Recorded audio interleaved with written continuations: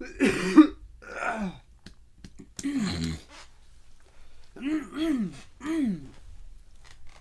just get all the gross noises out right now. All right. All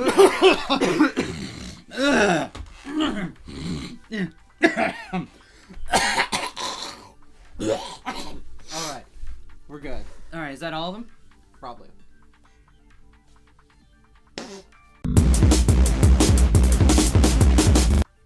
Dawn of the second day.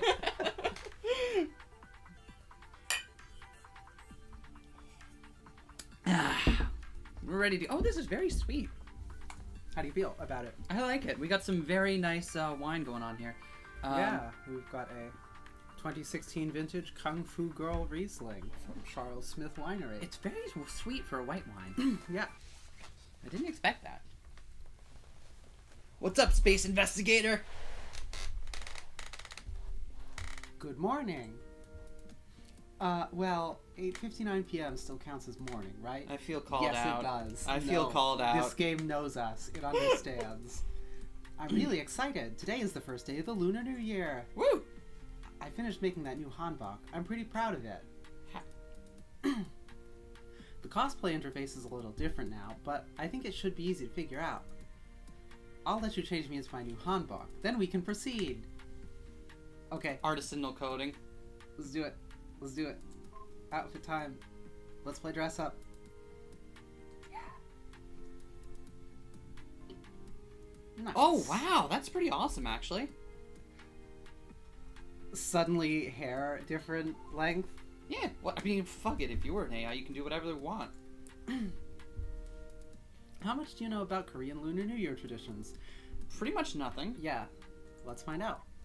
Oh, well, then I guess I'll just have to explain as we go along. So, tell me, what do you think of my new outfit? It's pretty. I think it's very pretty. Ah, thank you. That's very nice of you to say. I'm glad you like it. I worked hard on it last night. Anyway, let's start. Normally you're supposed to start off with putting out a bunch of ritual foods for your ancestors and do some bows. But, I don't really remember what they are. My family would handle that part. Mostly, though, it's just... And maybe this is an awful thing to say, but... And I know it's something that my adopted family believed in strongly, but... It's completely beyond belief for me that my ancestors have been looking over me. If they were, would they have really let all those things happen? Probably not. I don't believe it. So, you don't think it'd be wrong to skip that ritual, would you? This is the appropriate reaction to they are still your family. I remember I had a friend of mine correct me on this one once, and as soon as I had it, I'm like, oh, fuck, you are so right. Oh, my God. If your family is an asshole to you, you don't owe them anything. Yep. I love my parents, and I treasure my relationship with them. But holy shit, am I never going to tell someone who has a shitty relationship with their folks that they owe their family shit. Well, let's not click that one. Only you can say.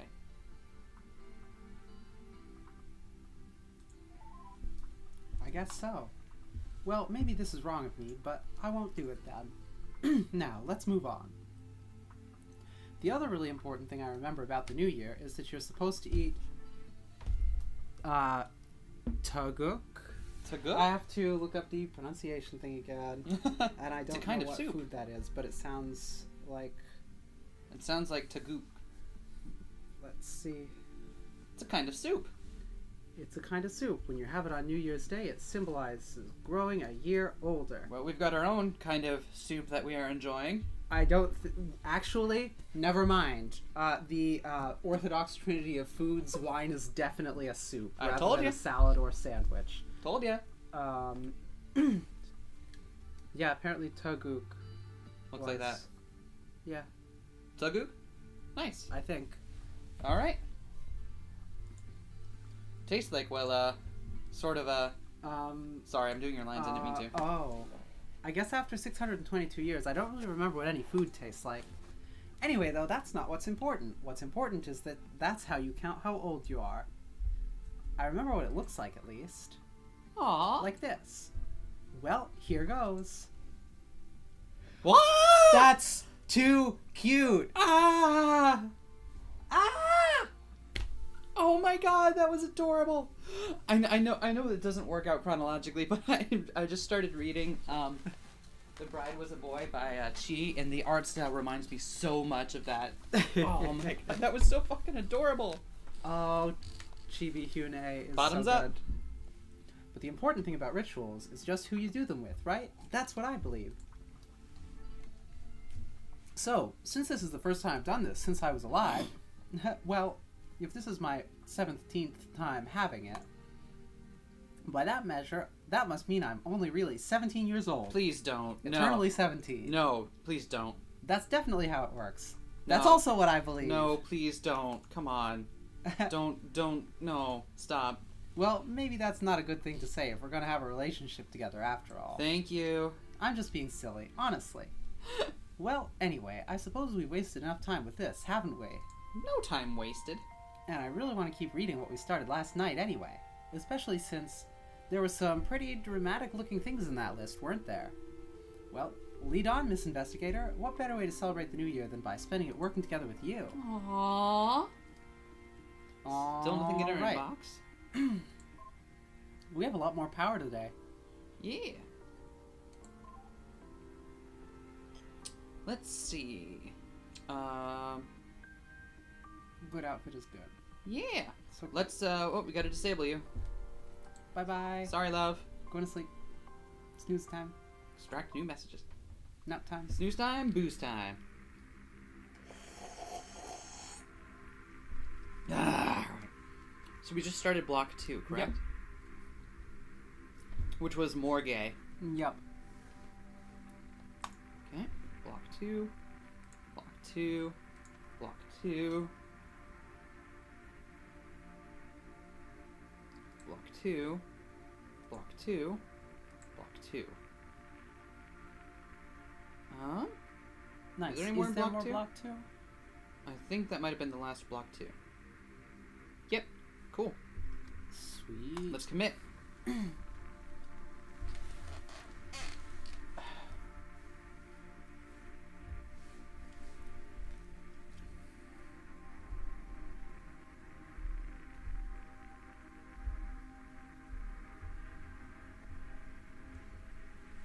seem very interesting.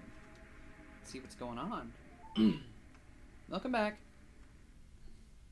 Rendezvous in the dark. Nice. That isn't really fun. It's not that Rendezvous in the Dark has no redeeming qualities, or that it fails at what it sets out to do. It's all about Miss Hong, Hyun-ae Chung, a troublemaking schoolgirl with a heart of ice, and her overwhelmingly generic upperclassman kill, Lee Dae-mi, for reasons of Lee Dae-mi. So the T is not... The T is not a D? turns into a D. It's the other way around. It's the other way Okay. around? Oh, the D does turn into... My bad. So, Lee Tae-mi, for reasons of plot contrivances, end up chasing around and antagonizing each other for 2 long acts, until the end where Hung is naturally tamed and the two marry. As far as this kind of mediocre play goes, it's the best I've seen, but the pinnacle of mediocrity is still mediocrity. Ouch. The problem is, it doesn't tell a compelling story, or have any cohesive themes, because it's not supposed to. It's designed to be broken up into short, humorous scenes, each with a punchy conclusion, so that they'll work out of context when performed in front of a private home audience as a form of disposable entertainment. See our editorial this month for a less cranky take on the changing demographics of the theater. Ed. Oh, Ed, why does Ed always write notes? That's real nice. And it is disposable entertainment. This is a play that's supposed to be funny, even if your mother-in-law is talking through half of it, and to its credit, it succeeds on that merit, but so what? Is that really the highest goal theater has now? Is this truly the best use of the amazingly talented Eternity Troupe's time? No, but not everything has to be about fucking high art. If you can't take your art and just have fun with it for a little while, then fuck off, mate. Anyone who truly cares about art and theater will continue to be dismayed. With all that said, if there's one woman in the world who can sell the implausibility bitchy jerk turning into a love-struck wife and imbue the role with perfect comic timing, it's A. Chung. And Lee Tae-mi manages to own his character through sheer force of his own personality whenever he's on stage. Although, unfortunately, lately, his roles at Silver Eternity's actual theater have been performed by understudies. If you like this sort of thing, Rendezvous in the Dark is absolutely worth seeing. If you only go to the theater to leer at beautiful actresses, well, you can't go wrong with the ever-lovely A. Chung. More discerning audiences should stay away from the pale shadow of what the Silver Eternity used to be. 2 stars.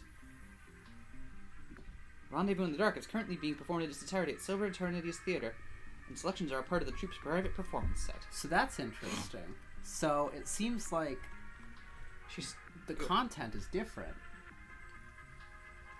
Because they were performing plays about things like cross-dressing assassins and what have you, and now they're performing plays about becoming an obedient wife. Interesting. I wonder if that has anything to do with the chronology. Maybe.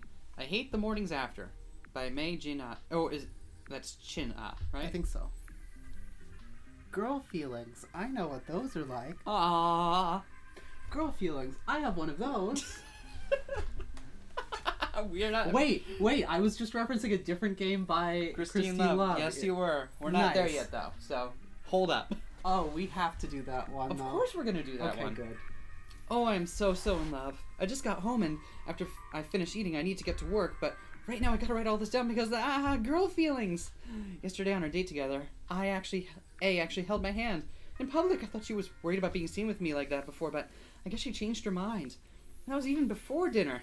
I mean, afterwards, I wouldn't have been surprised because she insisted on us going through a lot of wine together, and she gets really possessive of me when she does that. Please, my dear, I insist, she told me as she ordered the second bottle. Money might be tight these days, but it's worth it to see you get all giggly and affectionate. Is that what wine makes you do? I don't know. I guess we'll find out here in like another half bottle. Nobody knows if that's true. I like it when you're affectionate. And giggly. Mm-hmm. Money might be tight these days, but it's worth it to see I'll get giggly and affectionate. What? I don't even know what you're talking about, I said, but I couldn't help but giggle. Oh, fine. I mean it truly, especially with how little I seem to see you lately, she said sadly. Well, we'll be able to spend more nights together once we get a place of our own, right? I asked. I can't really wait until we can. If I could take her back to my home, it would be fine, but oh no way am I sleeping with her with my parents on the other side of the screen. Okay, but Hyun-ae's comment. Why wouldn't she?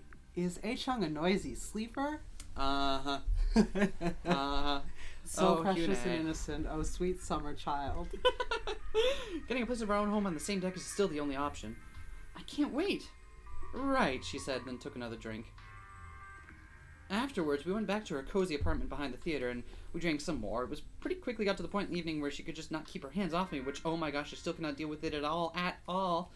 You know, I stammered, if you keep being like that with me in public, all those fangirls who call you big sister are gonna get jealous. My, are they now? She said in that super husky voice of hers that totally makes me melt. Then she started to stroke my hair. I wish... Sadly, there's not many of them anymore. Single girls just don't go to the theater these days, it seems. Good, I said. I want you all to myself. I didn't miss all the love letters, though. My, they would say the most flattering things, she teased me. Then she walked over to the futon and slipped out of her dress like it was the most natural thing ever. And oh my gosh, just like every time I see her naked, I'm just so blown away. That gorgeous black hair resting on her soft, totally smooth, perfect curves. Those long legs and long fingers and perfect jeez, I have to stop. I can't do her justice all with my babbling, but she could do anything to me after seeing that, and she knows it. This is really what, Hyun-ae? You want to jump in? Gay! But that's forbidden, love!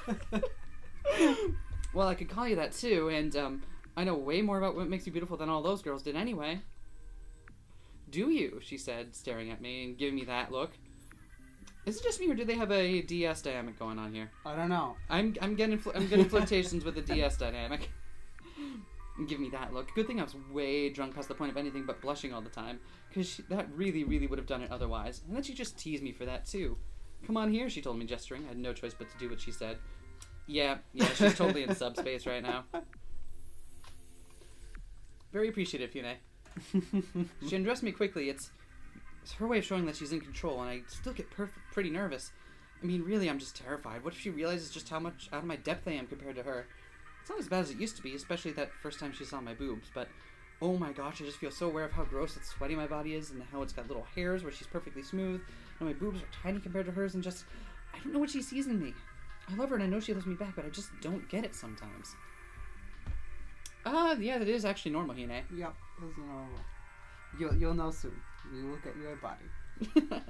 But then she pulled me onto her lap, and we kissed, and then we both giggled at how we tasted like the peach drinks we just finished off. Every time we do this, I suddenly get really, really want to play with her boobs. Because, oh my gosh, they are the softest. And she gives me a look and I stop, but, well, after a while this time I just couldn't get over how perfect her body is. This isn't just love-struck rambling. It really, really is perfect. Oh, jeez. Oh, man. Oh, jeez. I love her running commentary. I ended up kissing her neck, and even that was just so soft. I don't really know what came over me, but I kind of really felt like biting her. I don't know. I felt bad now, but I just really wanted to leave a blemish on that super perfect body of hers. And I guess to show that she was taken? I don't know. It's stupid. It sounds awful when I say it now, but I started out gentle and she let me, so I kept going. And it didn't even stop when she cried out. I didn't even think to stop. All I could think of when I heard that moan of hers was that, gosh, I wanted to hear more. When I pulled my head back to look at her, it was just, gosh. It really did stick out so much. Her complexion perfect and skin totally smooth in every other way except for that big red blemish. And knowing it was mine, I felt like I really wanted to do it again, but then she grabbed me strongly and kept kissing me. Then she pinned me down and went at it more. I wanted to apologize, but she wouldn't even let me say anything. But I'm pretty bad at using words around her. I'm really glad we have a relationship like this, because if I couldn't kiss her, I don't know if I could ever really tell her how I felt. Settle down, Hyun-ae. Settle down. Then she went down on me and I just completely, totally melted under her. I really wish I'd done the same for her, even though she's pretty much a natural at making me cry out and I never know what I'm doing. But we pretty much both passed out right there before I could. When we woke up, we were both just all tangled up together naked on top of her sheets, and she'd slept with her head on my waist. I didn't really want to leave. I hate the mornings after. Why do our amazing evenings have to end?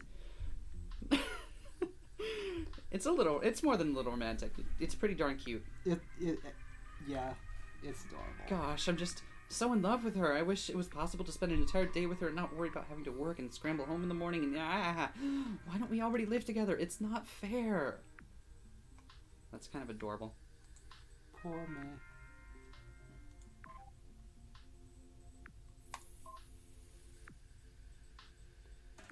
With every passing day, increasing worries about what the next will bring. My only replies for my fears comes during my rare days with my cute flower, Hyun-ae.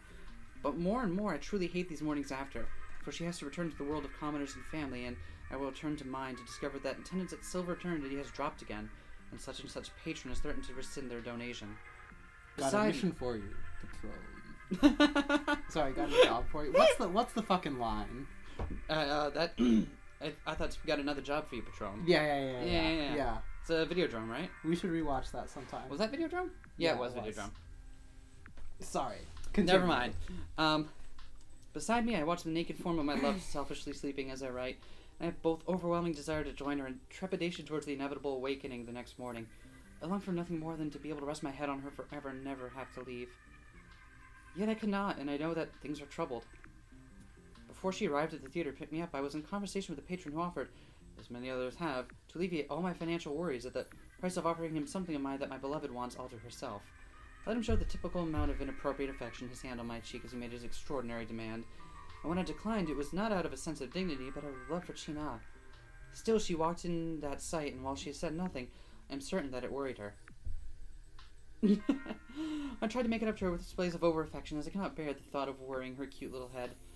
I held her hand as we walked to the restaurant, and even let her order a second bottle of wine. Every time I'm with her, my mind enters this endless spiral of worries that the moment is wrong, or they're not delivering enough. I don't know if that'll ever go away. Perhaps that's simply how love is. Despite my age and my pretenses, I have little genuine experience in such matters. H. Jung's side of the story is so much more relatable. I know. Anxiety's foil, everything always. When we returned to my dingy room behind the theater, we ended up drinking more still, and it's not to say I find myself to be so emotionally vulnerable. These days, there seem to be no single girls in attendance at the theater, only families. My grandmothers and old men, I lamented. Gone are the days of rich girls lining up to deliver love letters to me. Do I miss them so? You'll have to settle for me, she said with her usual indifferent enthusiasm. I don't know how she keeps it up. I envy it. It's what's giving me the energy to keep going. Remembering that innocent smile of hers, I wanted her so much. I wanted to embrace her, to be overwhelmed with immediate passion for her, such that I could forget my lamentations and melancholy and simply live in the moment where I'm naked before her excited smile. I know more about what makes you beautiful than all those girls did anyway, she told me, appraisingly, as I undressed and waited for her in bed. Do you? I love how, this for her is just a casual thing that she doesn't notice, and for And for May, it's just like, oh god, it was that.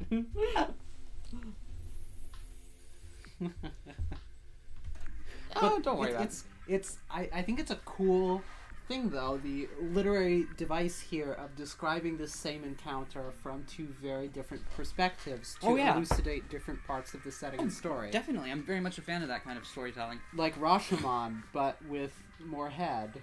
Did you just get... Okay, sure. You know what? I'm rolling with it.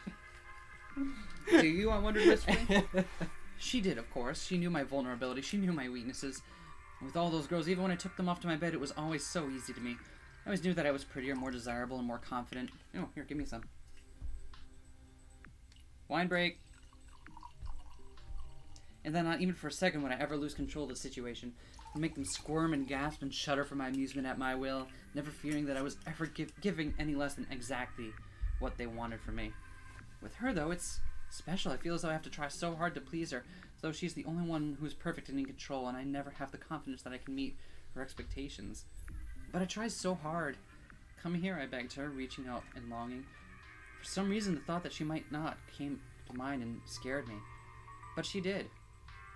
I undressed her when she let me, letting her show that she was in control even in that facet. Wow, they definitely... Forgive me for misreading the DS dynamic. They both think the other is in control. Mm-hmm.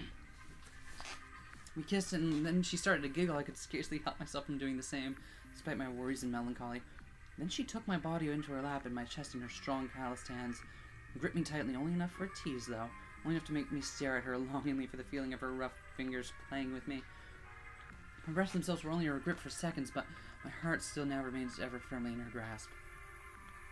Then she started to bite my neck, first gently to give me a chance to decline, as if I could say no to her, but then stronger until I couldn't help but moan in pain and delight. When she was done and touched my neck, it was so sensitive, so tender compared to the skin around it, and I felt so happy that she had found a way to leave me with something, an outward show of her love that wouldn't disappear when she left for work. I had to thank her, I had to kiss her, showing my gratitude in the most eloquent way I know how. Neck biting. Actually, not just neck biting, but like that particular muscle that runs from your neck to your shoulder. Like, because it's like a good meaty part right there. Nice. And you chomp down real hard, and then you're like, endorphin rush, and then I'll be in my cyberbunk. Episode pause. Episode pause. I'll be right back. As I pinned her down, giving her attention where she most deserved it, I felt like, for that moment, all of our barriers to communication had been lifted. That I knew I was doing what was good enough for her and what she wanted from me.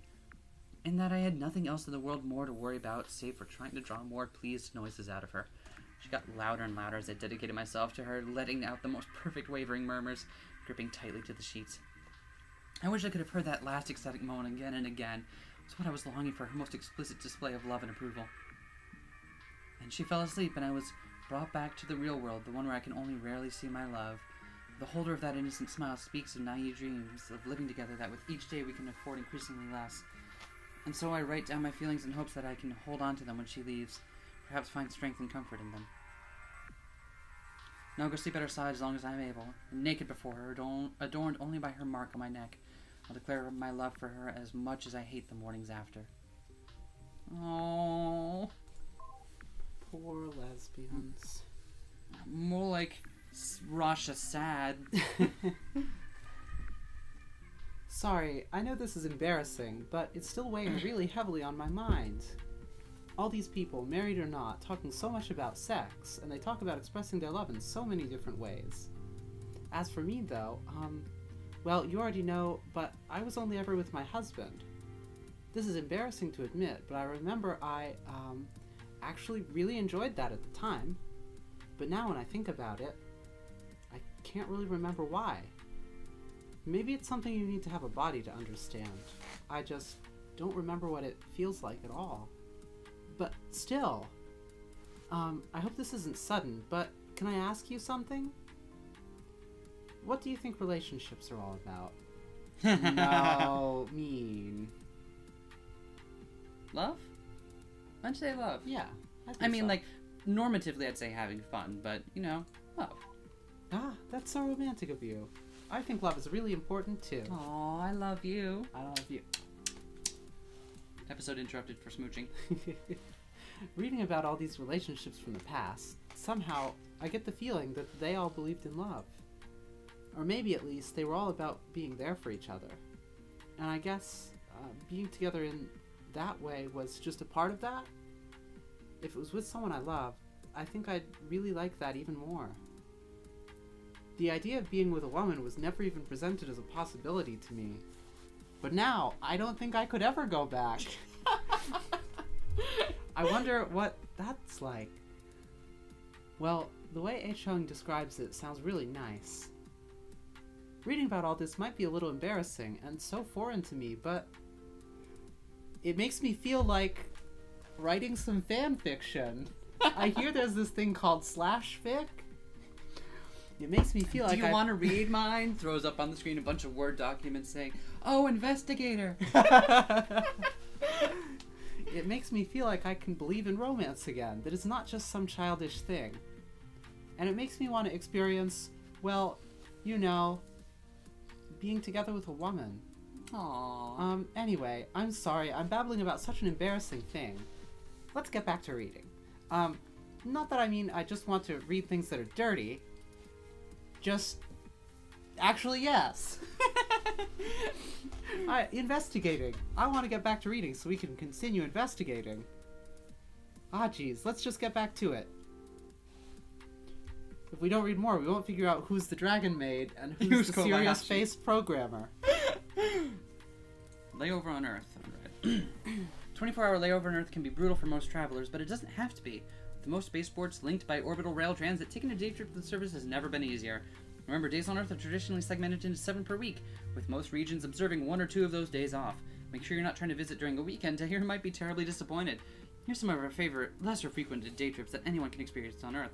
Pyongyang Gardens, open to the public all days, but tours unavailable on Monday or Tuesday.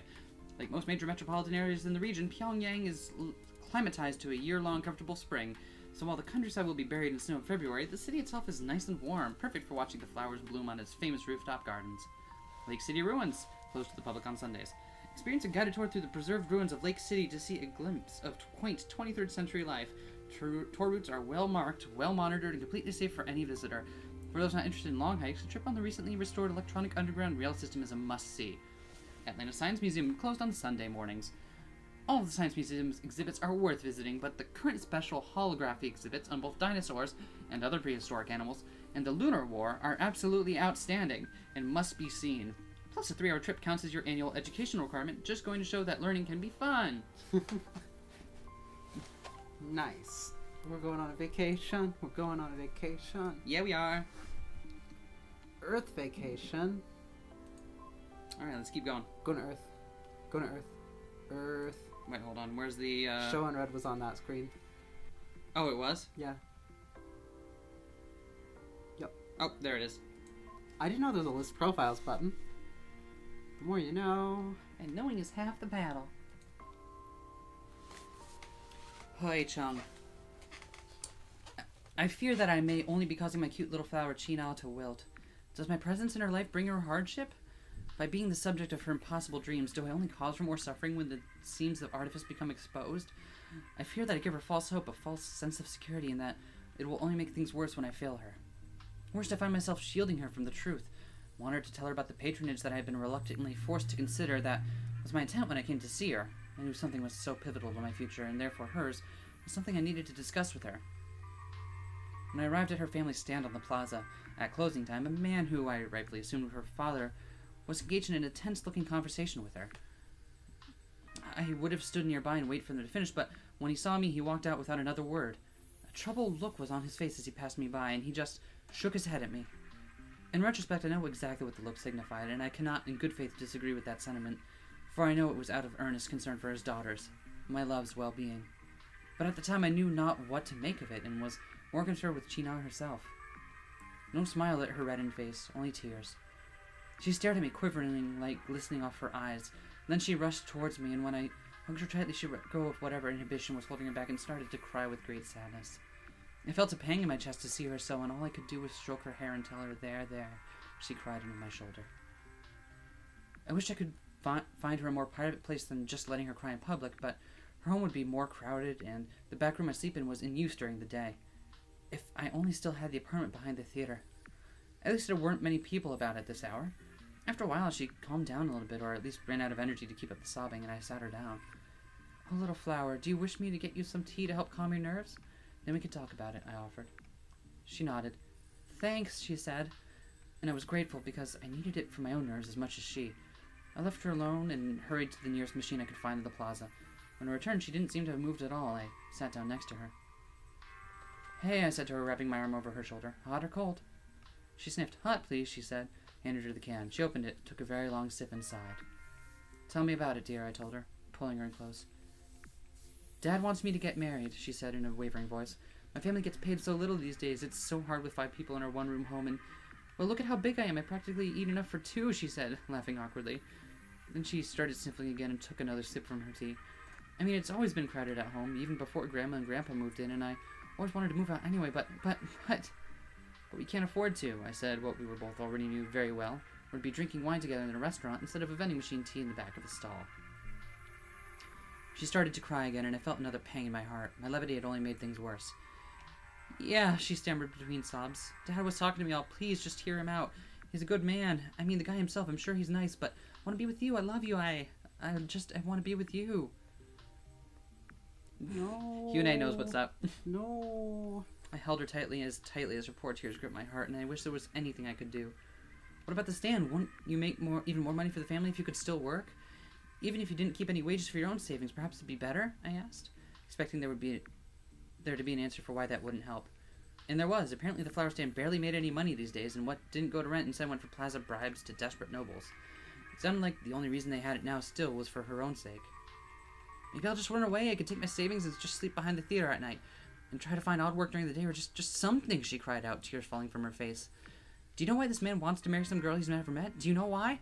I asked. "He's just as poor as us.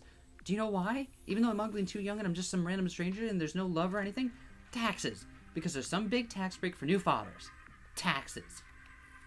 I had, in fact, known it was a recent big political issue, but I said nothing and let her have her moment. She took another sip from her can, then suddenly crushed it in her fist.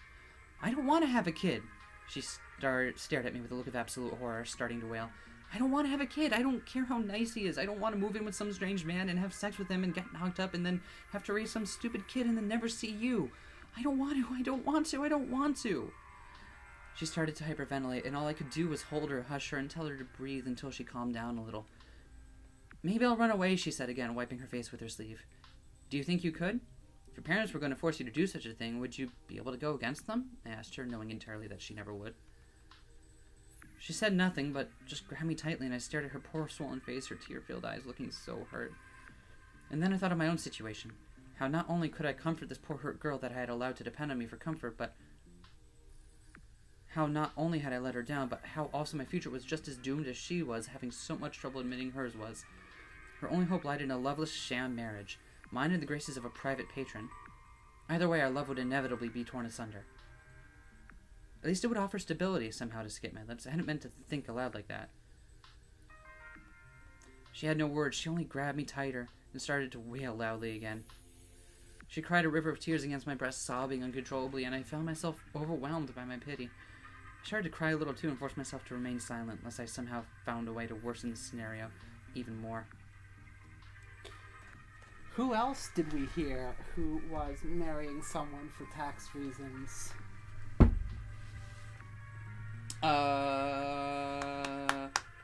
What's his name? Mimi? Mimi! Wait, Wait, do you think it's the same? I wonder if it is.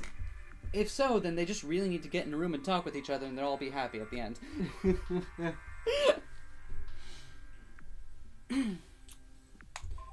"I can't marry you, I only like girls." Oh, that's a relief. I can do girl. Dear diary. Dear diary. I can't believe she'd do that to me. I hate her. She's the worst. I hope she gets what she deserves from that man she's decided to leave me for. How could she do that to me? Hate. I was at the theater to go tell her my decision about... Oh, no, jeez. I guess I just realized how badly I screwed that up for me. All because I was stupid enough to be love-struck by this stupid, selfish woman. Oh, no, what am I going to do now? I was going to at the theater to tell her my decision about that man my folks wanted me to marry. It was so icky, I told her. He was like a dozen years older than me, and he had this beard, and it was just yuck. I'm sure you could convince him to shave it, she said distantly. I was surprised. Don't defend him. I could never live with someone like that. Besides, I'd have to be away from you, and I could never. They trailed off. Anyway, I told him no. I was totally uninterested in that. I should go find some girl his age instead of maybe ask her directly instead of going around to her parents. Father was upset, but I had to, so that's the end of that. We have to break up, she said suddenly. Nothing else, nothing leading to it, just that. I don't really remember what I said. I don't think I believed her. I know I stammered a lot. Probably what? There's a patron who'd like to buy me out and take me into his house. It's something I've considered for a long time now, and I'm afraid it's come to the point where it's the only recourse I can take, she said. It's made a very generous offer, and I fear it would be unwise of me to decline it. Buy you out? What does that even mean? I asked. Going to move in with this man? Means I will receive a regular stipend for performing for him and his guests exclusively, and that yes, I will live in his house and receive 3 cooked meals a day and an actual bed to sleep in. She said, I have to. We get smaller and smaller audiences every week. This just isn't tenable. I just couldn't believe it. My mind raced. I just turned down an offer like that for her sake, and she did this to me? Is it that man I saw you with before? The one you've been doing all those private shows for? The one who was all in your face and touching you and all, oh, my precious sage Chung, I would be honored to slobber all over you like some gross man. Please come to my home now, demanded. That guy from the Ryu house you said you didn't want to have anything to do with? That isn't fair. Yes, it is him, but... She trailed off. Yeah, I bet he'll give you a bed to sleep in, I shouted. Don't say that, Sheena. It's not like that, she lied. Besides, even were it like that, I no longer have the luxury of being picky. If I said no, what would I do when the theater closed down? You just couldn't live with your parents still. I have no such option. The man has made me a kind of generous offer, and I must accept it. I can't believe it, I said, crying. I thought you loved me. I thought you cared for me, but... You're better off without me anyway, she said. Then she told me, I can't really remember her exact words now, but showed me that she didn't feel as strongly about me as I did for her, and that she regretted being a crutch for me as long as she did, and that our relationship was a mistake, and that she should have done this far sooner. Fine, I screamed at her. If that's how it is, fine. I'll get out of your life and leave you alone to your precious, kind, and generous man. I started to storm off. Wait, please don't like that. To storm off. Storm count 1. Please stay, she begged. Our relationship is doomed, but it doesn't mean I don't like being with you. Please stay one more night. I couldn't bear it if my last memory of you was a sad one. I thought her voice was always so graceful before. Right then I realized it wasn't. It was pitiful. It was always pitiful. She was trying to manipulate me, probably like she'd done with that patron. Probably like she'd done with me before. It wasn't charming, it wasn't playful elegance, it was a pitiful lie. So I told her the truth. I hate you, I screamed at her and ran away. I don't know what to do now. I tried not to let my family see me like this, but there's only a paper screen in between us. I'm such a mess. I just can't believe she'd do that to me. I can't believe after I made the hard decision, she made the easy one and threw me all away. Writing this has calmed me down a little, at least, and now the reality sinks in. I have nothing now. I guess all I can do now is apologize to my dad and hope that I can get a second chance. I guess that's all I can do. I can't believe she'd do that to me. I hate her. Well, shit. Ugh. Please don't leave me and get bought out by a patron who will give you a stipend to do YouTube streams for just him and his household. I don't think that's what... Sure, alright, fine. This one's by Counselor Tae. Writing to Counselor Cho Chin Young. Alright, and we've not seen either of those yet. I had the utmost pleasure being invited into Ryu Kwang-soo's home to discuss business with the man. You were right, when one of the Ryu family wants to get you in their pocket, they sure don't fuck around about it. It's by far the most extravagant form of bribery I've ever witnessed. I'm pretty surprised that it's his brother that's the chief counselor, not him, because he seems a hell of a lot bolder to me. Emperor Taicho.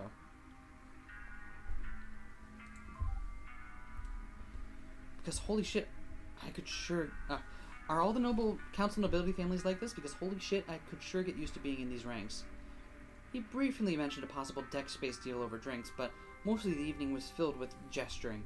Hell of a job with the gesturing, though. I thought he couldn't get any crazier when he casually mentioned busting out some vintage 4000 wine. But then he did. It's not just some regular household servant delivering it. He got Hyun-ae Chung to deliver, herself to do it. I saw her a couple times at the Eternity before it closed down, and she's the most beautiful woman I've ever seen in my life, pretty much. Loved her performances, and she just saunters out casually, uncorks a 40-year-old bottle, and kneels down like a common maid to pour it out for us. It was unbelievable. Then she sang for us, which I'd never heard before. Needless to say, her voice was as entrancing and beautiful as you'd expect, and the wine was just as smooth. Performance went on for about half an hour, singing about, well, the usual things: lost love, the passage of time, that sort of sentimental shit. Of course. Yep. The theater slogan was playful elegance, and holy shit does she still embody that. It's a guilty pleasure, but I can't say that her singing about past romance isn't emotionally affecting. It haunts your soul. I'm pretty envious of you that you can apparently just hear that kind of performance whenever you wants. It's like it's no big deal. Wow. Scroll. Yeah. Anyway, then she sat down next to me with her legs brushing against mine and kept pouring me more wine. I mean, I'm not stupid. I know that Rio was just trying to seduce me with that kind of treatment. He just wants me to imagine how impressive their bride must be. That was the point when he mentioned the possibility of getting my family some deck space that's more spacious than where we were before. Like, maybe even with a window to the stars. That's a romantic thought, that's for damn sure. Got a chance to talk with A-Chung while Ryu was in the can. Mostly just used the opportunity to gush about how big a fan I was of hers. She's very gracious in listening to me. I like that hairpin you have, I told her. It's very bold. No, the hairpin! No! Oh, this? It's rather ugly, wouldn't you say? She said with a delightful laugh. But I promised my first love that I'd hold on to it. Wow. Oh, right in the feels. I'm dead. Then Ryo came back into the room and we talked about our days at the Mugunghwa University. He wanted to know what things were He wanted to know what things were like nowadays, and I was pretty happy to oblige with stories from my undergraduate studies. At the end of the evening, he said he'd save discussing business for next time and that he wanted to hear more stories about his old professors. Not stupid enough to think that he's interested in any legitimate friendship, but this is what my council vote is worth? Man, I'll take it. They really do not do things by half measures. With regards, Councillor Tay. Fuck, right in the fucking feels. Gaze buried. Alright. Sorry. Nap time. Nap time? Nap time. Going to sleep. Night. Night. Let's get some new messages.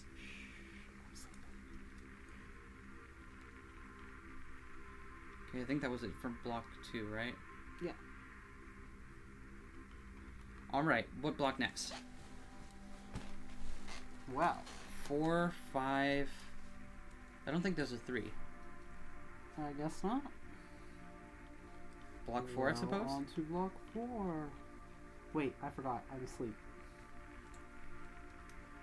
You're weird, you know that? I'm normal. And asleep. There's 4. Where? Motherhood Credit Act.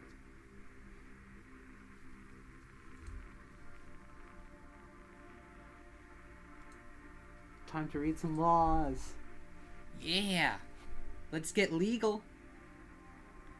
Wow, we're gonna get a lot today. Yeah.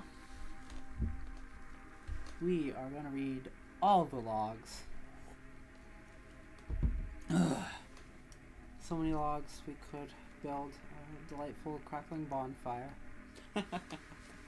Oh, you. Oh, me. Alright. Let's do this. Morning. Awake again. Daytime. Amendment of the Education Act. By Records Office. Chief Counselor Smith. This guy. Hey. We have time for one more order of business today. Counselor O's proposed amendment of the Education Act. Hey. Alright, we haven't heard about him yet. Or her. I actually don't know yet. The text of it can be found in the third appendix of the session's agenda. I'll now leave the floor to remarks from Counselor O. Education. No remarks, it's just a general housekeeping ship for the university.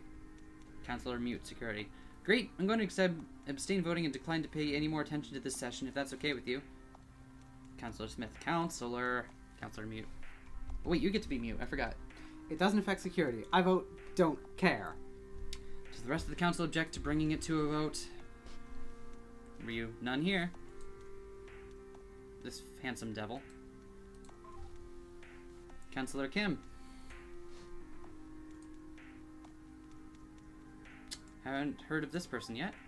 I object. I don't understand the purpose of the proposed change about the language rules. Is that really necessary? I don't think... Can you explain that? Counselor, it's just some minor changes to general requirements. Even engineers have general requirements. That's why they're called general. General requirements. No lieutenants, no majors, generals only. General requirements. Go for it. What? Go. Go for what? Mute. Oh, it's my line. I don't think we needed the vocabulary lesson, Counselor. Oh, right. Smith. That's... Yes, I know. Out of line. Withdrawn. It doesn't sound like minor changes, Kim. Counselor O. That was all requested and drafted by Mugunghwa University President Hyun-ae. She assures me that it's just a minor change to allow for students to get a more rounded education. Oh, hey! You get a picture. We'll have to remember you. Important. What is it, Kim?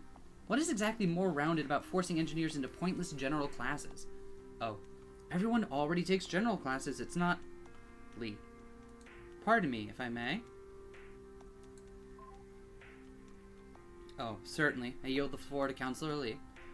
Lee. As I understand it, the change is to allow general programs to include text written in Chinese characters. Is that right? Oh, that's what I'm told. Kim. Meaning mechanical students will have to go out of their way to learn pointless nonsense that doesn't have anything to do with science. Lee. Chinese characters aren't taught in public schools. Oh, that's right. Lee. The other counselors see where this is going, yes? Does it really need to be spelled out why it would be a good thing to make the educational requirements for noble professions less accessible to any old peasant at a public school? Yes, it does need to be spelled out. In case you haven't noticed, we have a serious problem with overeducated peasants already.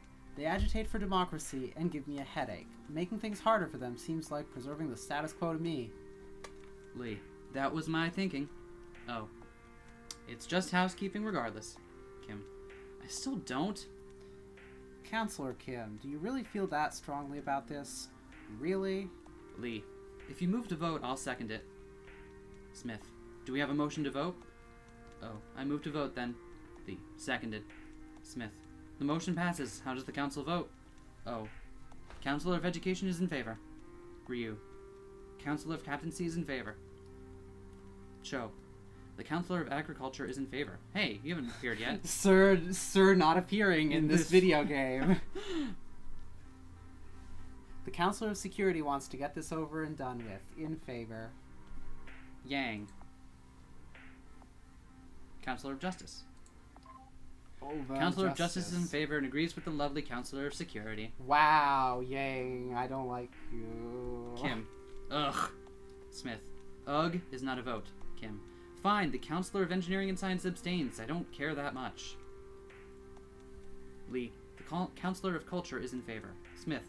The Counselor of State is also in favor. Smith. Let the record show that the vote was 7 in favor with 1 abstention.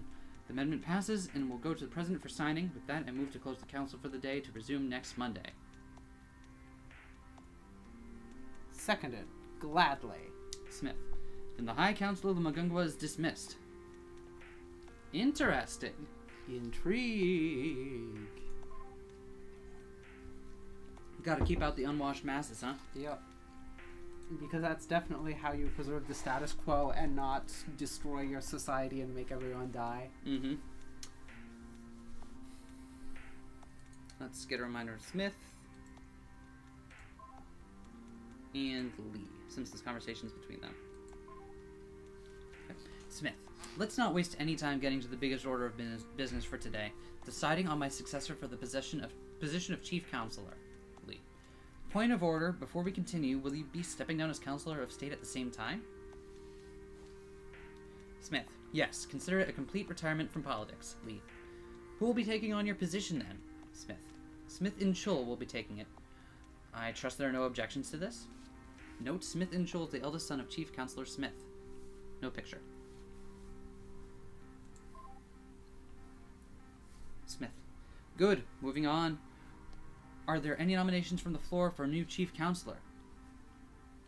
I'd like to nominate the Counselor of Captaincy for the position. It's Ryu. Oh, it's Ryu. Yep. Kim. Wait, what? Oh. Counselor Lee. Yang. Seconding the lovely Counselor of Security's nomination for Ryu. Counselor Lee. At the risk of being gauche, seconding my nomination. Smith. Are there any others? Joe. Nope. Kim. I'm nominating myself. Smith. Is there a second for Counselor Kim? Well, this is kind of an awkward silence. Really? Counselor Milquetoast can get himself seconded, but not someone who actually runs something important? Ryu. Counselor Milquetoast? Okay, you're not going to call out that as out of order? Seriously? Smith. Yes, it's out of order. Let the record indicate that the chief counselor's remarks were prefixed by an overly dramatic sigh. Lee. This is getting awfully out of control. Smith. Counselor Kim, do you withdraw the remarks? Kim. No. I want to know what could possibly motivate anyone to nominate that man for the single highest position on the ship. Lee. It's an admittedly curious decision. Obviously, I'm not completely unbiased here, but I don't think he has the track record to support such a position. Yang. Well, actually... Smith. Counselor Mute, if you would. Yeah, of course. I'll be blunt. Right now, the most important thing to the continued stability of the ship is how we deal with President Park and this idiotic democracy movement, right? I mean, everyone agrees with that, yeah? Therefore, our job is to undermine his actions at every turn, right? Again, nobody's arguing with that, are they? Kim. How is electing Ryu as chief counselor going to do that? How is it not going to send a stronger message to have someone with an established record? Oh. I also don't understand the reasoning. Simple. We don't want to look like the president's our enemy. If we strongly oppose him, we only make the movement stronger. Counselor Lee, tell me, what's your proposed new direction for the council? Lee. I don't propose a new direction. I don't believe in compromising to hooligans. We need to draw a line that firmly lets the peasantry know that the High Council of the Mugunghwa won't yield to their arrogance.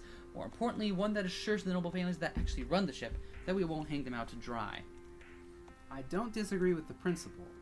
I don't like compromise either. Counselor Ryu, I'll hand this over to you. Ryu. It's simple. We don't compromise. It's no new direction, it's the same direction as always.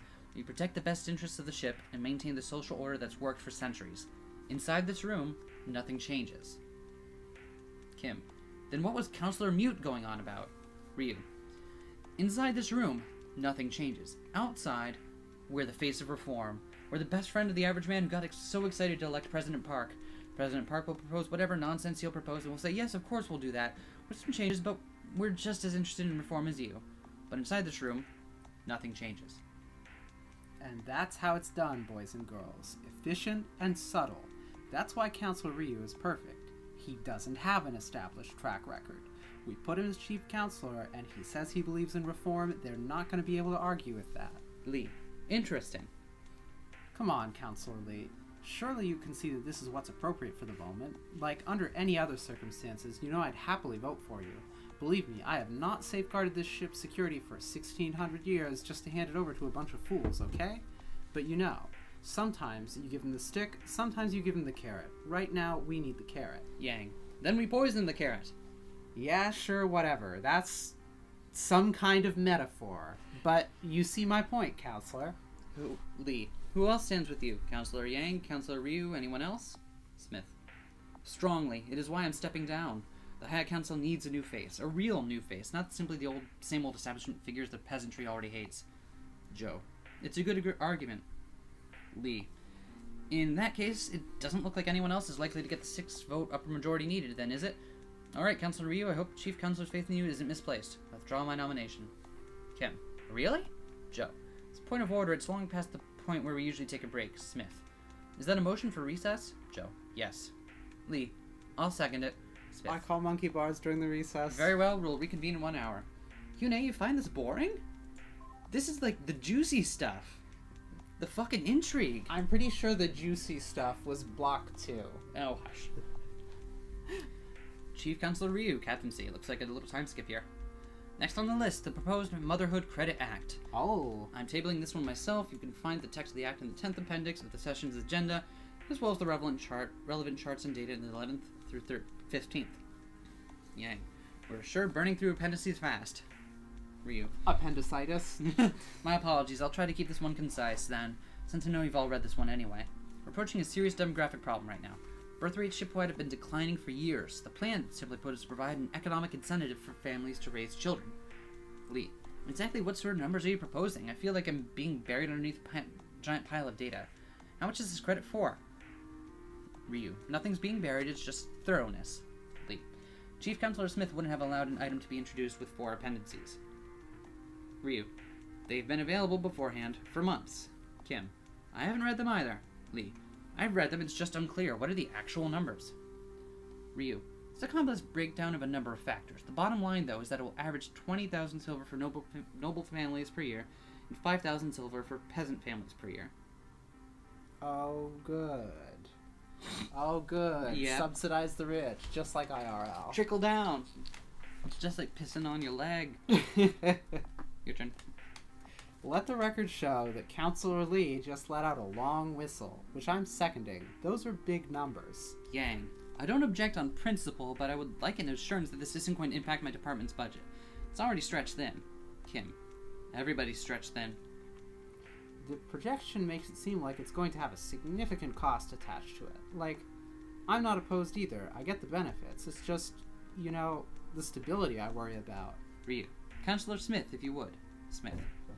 Right, there's no question this will be costly. We're looking for long-term results, but certainly this is not a project that can be sustained in the long term. If you look at Appendix 14, you'll see that the projected cost for the next 10 years will require a 15% tax increase. That's a lot. Smith. However, the projection also shows that with the estimated population increase fuck that. This being conservative, don't worry, we'll see an even payout after about 22 years. Then a significant increase. That's never how it works. Lee, how does that work? Smith. Appendix 15 is a report by the Mugunghwa University Department of Economics. You'll find that it explains it thoroughly. Laissez-faire, supply side, You know more about economics than I do, so I'll take your word for it. Do you want to explain what the fallacy is there? Because I admittedly... Is it just that projected numbers never come out to be as rosy as you expect them to? In this case, basically, but honestly, economics don't so much work that way. Basically, the idea is that growth is going to pay for itself, because with more economy, the same amount of tax gets you more money, but turns out that it doesn't grow, you don't get more money, and then everything's fucked. Good to know.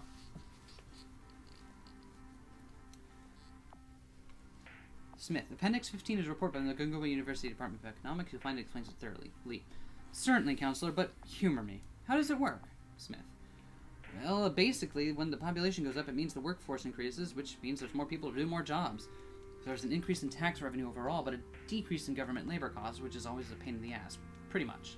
Lee. Really? Smith. I'm sure the Council of Education will vouch for the quality of the university's findings. Oh. Yeah, of course, I'll stand by it. Lee. Very well then. Mute. Okay, but here's my problem. If you increase taxes on the lower class by 15%, there will be riots. Like, my office will be on fire within a week, and it turns out that costs even more of the money that's already tight to put out. We're talking actual, straight-out riots. It's a security problem. Ryu. But the benefit would be... I get what the benefit would be. It just doesn't offset the costs of, offices on fire. Joe. More workers would be a pretty good thing, though. Ryu. Are you really going to exercise the security veto over this? Smith. If I may, a possible solution might be to offload the tax increase onto the noble classes. Kim. This is a terrible idea. Just to hell with the whole act, I say. No, it's a good idea. Peasants off having children is something I am all for. Peasants raising happy families do not set fire to anything. To be perfectly clear, I am very much in favor of the not setting fire to things option, okay? Lee. The Council of Security may be over-dramatizing a little. Ah! But that's what I do.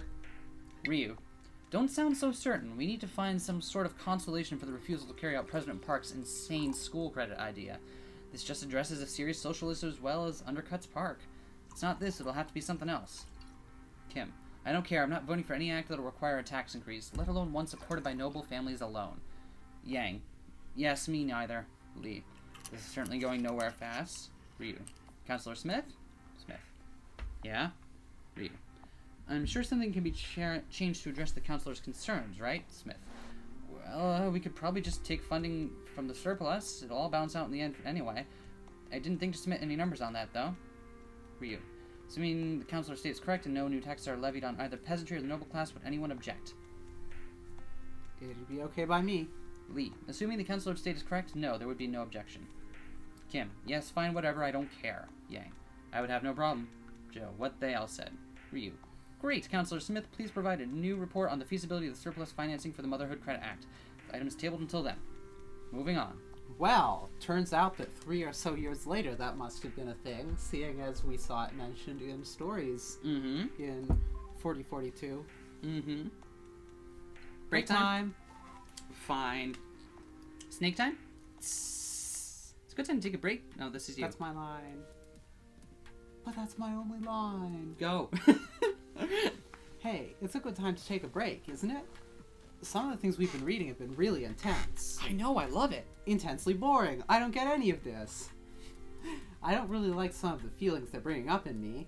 So let's take a break and talk about something else. So let's talk more about that gay stuff. That is, sorry. Geez, this is awkward. I just don't really know what to say. Yeah, I have nothing. I'm sorry. I guess after all I was taught, I'm pretty lousy at filling a silence, aren't I? Wow. Well, I guess we should just get back to reading then. That's something I'm good at doing. Sorry, I know it's really awkward. No, not at all. Good break. Good break. Oh, we got a new unread message. You got a message. Please do not ignore by Mr. Sung Lee. Mr. Sung Lee, Star Union Bank Ltd, Mari Imbrum Branch Luda. Hello, let me start by introducing myself, Mr. Sung Lee, Credit Officer of the Star Union Bank Ltd. I do insist on your confidence in this transaction. I'm making this contact with you based on reliable information available to me courtesy of Internet Business Index and confirmed by my local chambers of commerce and industry concerning your reputation. Thus, I am convinced you would be able to provide me with a solution to a money transfer transaction of 43,600,000 Union credits. This is to seek your cooperation as my foreign partner and your assistance to enable me to own property and invest in the stable economy of your planet. Accept my apologies if the mail does not suit your personal or business ethics. All other information will be to facilitate the remittance of the funds will be revealed to you in due course. For your assistance, you should receive 25% of the funds to be transferred and 10% will be set aside for all expenses incurred by both parties. Kindly reply me with your private email for confidential reasons and star radio frequency so I can give you more details and explain the procedures of the proposal to you. Kindly delete this email if it does not suit your personal or business ethics, as I will gladly appreciate. Yours faithfully, Mr. Sung Lee. Good. Space scam. I can't delete it. Huh? That means it agrees with our ethics, oh no. Damn it. Oh, we know what year it is now. It's 4989. Neat. I forgot that we have the year in this game, so we know how long ago this shit happened. Neat. So, like, 900 years, right? Yeah, that's 900 years ago. Just about. Oh, goodness gracious, hold on. Which makes sense, because she was drifting for about 600 of those, and the site after the crash went for about 300, right? Yeah. Nobility Stipend Amendment. Ryu. Next on the agenda is proposed amendment to the Consolidation of the Noble Class Act. Tabling this one personally, you can find the relevant text in the 8 appendix. Short, it's just filling the loophole on how the nobility stipend is distributed. I mentioned this before. Kim. Can we keep this one short so we can get to the part of the agenda that's important? Wow, I can't believe I'm saying this, but what Counselor Kim said. Smith. I'll just read out the entire text of the amendment. The nobility stipend will only be distributed by patrilineal family lines as officially registered and not paid twice to married couples. Can't recall seeing any report on this ever. Is this really a widespread problem? Ryu. You saying we should just let people break the spirit of the rules because it's not widespread? Lee. This does sound an awful lot like pedantry. Smith. Alright, sorry, withdrawn. Ryu. Does anyone object to this, or can we have the vote and move on? Ryu. Let the record indicate there were no objections, and therefore a vote will be automatically called. How does the council vote? Kim. Fine, Councilor of Engineering and Science is in favor. Oh, Councilor of Education is in favor. The Counselor of Security is in favor of moving on. Yang. In favor. Lee. The Counselor of Culture is in favor. Smith. Counselor of State is in favor, I guess. Joe. Counselor of Agriculture is in favor. Ryu. Counselor of Captaincy is in favor. Ryu. The amendment passes unanimously. Right, moving on to the main topic of the agenda. I don't know why either. I wonder if it will come out in future log entries. Maybe. Meritocracy Act, Day 9. Ryu, let's formally begin Day 9 of the debate on the Meritocracy Act. Is there any hope of this being the last day? Ryu, unless this council really is the quote shit show unquote that President Park claims it to be, there shouldn't be any surprises. Everyone should be on the same page. Everyone better be on the same page. Oh, are we really going to have the word shit show in the council records? Yeah, it's hopeless. 3 more years of debate. Can't wait. Lee, if we could focus, please. Ryu, I understand that several councilors have amendments they'd like to table. Oh, very well. Please refer to Appendix 201 for the text of it. Councilor Kim, unintelligible. Ryu, order. Please continue, Councilor O. States essentially that meritocracy exams will be run exclusively by a committee chaired by the president of Mugunghwa University, composed entirely of currently existing nobles, and that no person currently standing on the council will solicit or engage in any improper relationship with a member of the meritocracy committee for the purpose of falsifying exam results under penalty of essentially being barred from the exam. Wait, what? What does that even mean? Oh, nothing. Lee, proper definition of improper relationship seems to be impossible for a family member to fulfill. Is that correct? Oh, that's correct. So it's functionally useless then. Oh, again, that's accurate. Great, I love it. Functionally useless is the best kind of function. Smith, then what's the point, Ryu? The point is, my entire goal proposing the Meritocracy Act was to create the appearance of radical change that's consistent with what President Park has proposed, in a way that won't actually change the status quo. Yang, well, that won't change the status quo except for hanging anyone but the 8 families here out to dry. Kim, oh no, not this again. What the hell, Councilor Yang? Who really cares about the nobility status of the Kang or Han families? They're not here. Like, I get the concern. It feels like betraying nobles for the sake of peasants, and I don't like it either, okay? But this is pretty clearly the best way out of the problem. Ryu, you could stand to lose some dead weight anyway. Smith, I don't really like the tone of that. Man, what happened to no surprises? Lee, we've been here for 9 days. It's not been made clear that there are bigger concerns than tone, Councilor Smith. Ryu, I would think your primary concern is that we're able to pass a budget, Councilor. Smith, yeah, it is. Ryu, are there any objections to including Councilor O's amendment to the Act? Smith, only moral ones. Ryu, Councilor? Smith, sorry, strike that statement from the record. No. Ryu, then the amendment is added to the Act. Who else had an addition? Kim, I wanted to add an amendment that requires a member of each department to certify the exams. Various councilors, indiscernible objections. Ryu, order, there will be order. Ryu, thank you. What happened to no surprises? Don't do this, Councilor. I'd like to second the motion for Councilor Kim not to do this to us. Kim, don't you want to make Ryu, it's unnecessary and transparent. Lee, the purpose of the act is to be subtle, and that is hardly consistent with subtle. The rules are effectively allow Mugunghwa University to ensure that it is anyway. Let's just move on right now, okay? Kim, fine. Ryu, are there any other amendments councilors would wish to table? Joe, actually I do. Lee, it's co-authored by us. The text can be found in the appendices 191 to 192. Proposals for all meritocracy exams to be broken into several brackets and for the counselor position to be awarded to the oldest member of the top bracket. Does that really make a difference? Joe, absolutely. Lee, it's simply to ensure that someone can't take over a position just by scoring a few points better than one of us. There's some smart kids in my family. I'd rather not the position be lost to them just because of a 2-point difference, for instance. Oh, okay. Fair enough. Ryu, any objections? Ryu, the item is added to the Act, then. Any other proposed amendments? Ryu, no? Lee, could it be that the end is finally in sight? Finally, after 10,000 years of debate, it's time to vote. Ryu, it's about time. How does the Council vote on the amended Act? The Counselor of Security is in favor. Counselor of Culture is in favor. Still think this is a terrible idea, but I'll vote in favor. Smith, the Counselor of State votes in favor, but let the record show that I'm not comfortable with it either. Counselor Cho, in favor. Counselor Yang, the Counselor of Justice is in favor. Ryu, the Counselor of Captaincy is in favor.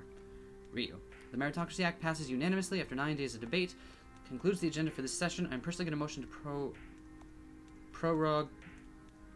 I don't know this word. Pro-rogue protection from rogues. Pro-rogue counsel until after exams are conducted, as soon as the act is signed by the president. As soon as it's signed, and as soon as the smug jerk has choked on his shit show crack.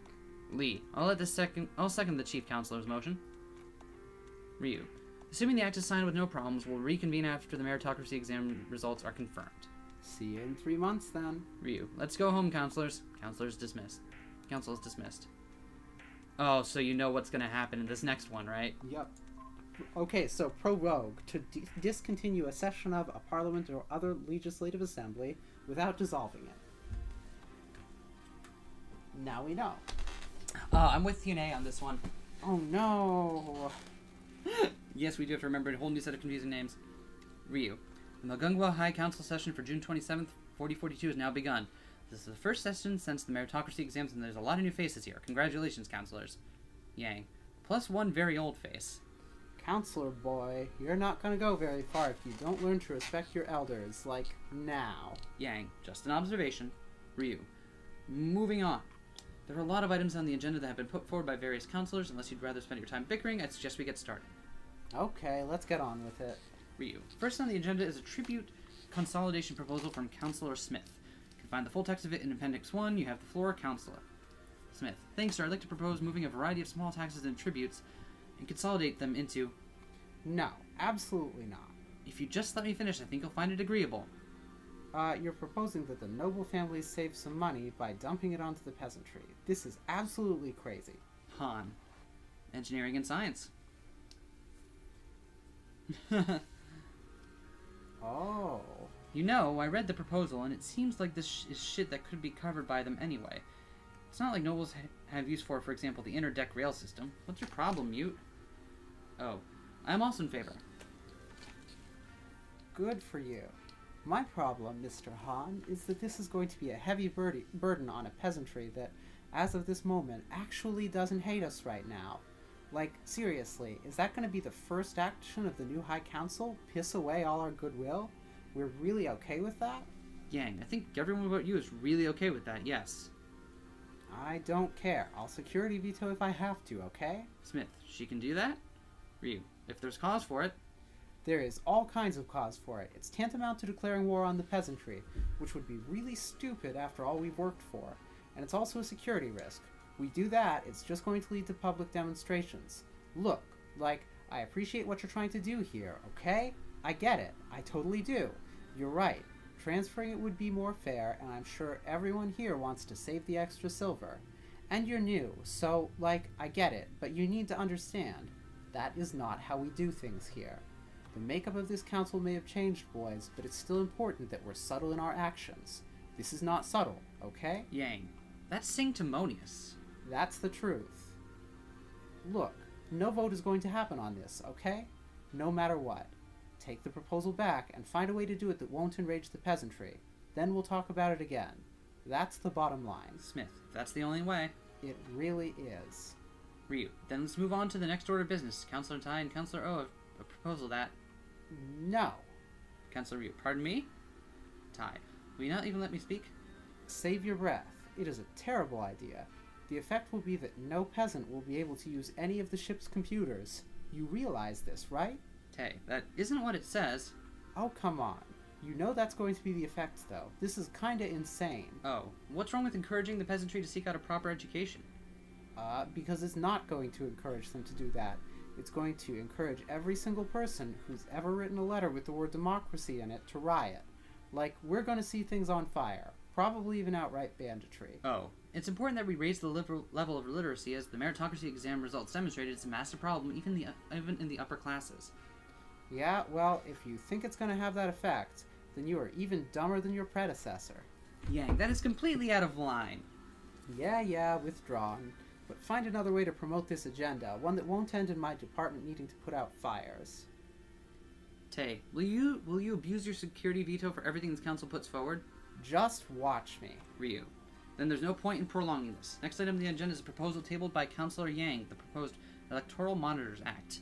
You can find the text of it in the 5th appendix. I hope you won't be voting this one out of hand, Counselor Mute. Well, I don't like the part where it takes money out of my budget for officers not under my control. But I don't think it's a security risk, no. Counselor Yang. For everyone else, the purpose of the act is to provide independent third-party monitors for the presidential elections to ensure they occur without the fear of tampering that's lingered in the past. I'm sure the Counselor of Security will attest to how much of a problem this can be. Yeah, it's a problem. No dispute there. Taking it out of my budget is kind of problematic, though. Ryu. Counselor Smith, can you think of any alternative funding sources the act could be amended to use? Smith. No, in fact, I don't see any reason to put it to a debate. Looks like Counselor Mute will simply have to deal with it. I'm moving to call a vote. Call a vote immediately. Oh. I see how this is. Oh, seconded. Day. I'd also like to second it. Yang. Yeah, same. Ryu. That was much quicker than anticipated. Of all the petty... Well, call it then. Ryu. How does this council vote? Yang. I'm in favor. Joe. I'm in favor. Han. The Councilor of Engineering and Science is in favor. Tae. The Councilor of Culture is in favor. Ryu. The Councilor of Captaincy is in favor. Oh. Likewise. Smith. The Councilor of State is in favor. Okay, the Counselor of Security is in favor. Ryu. The act passes unanimously then, and will be sent directly to the President for signing. It's traditional at this point to take a break for the morning and get around at around this time. I motion to recess. Seconded. Gladly. Ryu. The Council will reconvene in an hour then. So, is the whole idea that as long as Mute abuses her security veto, they're just going to strip her of funding? Yep. Also, did you notice that wasn't Counselor Tae new there? I believe so, yeah. Yeah, he was one of the ones who was being bribed earlier by the Ryus. Remember? Who had hired A Chung as a private actress? They were bribing him to be on their good side. And hey, look, now he's in the council.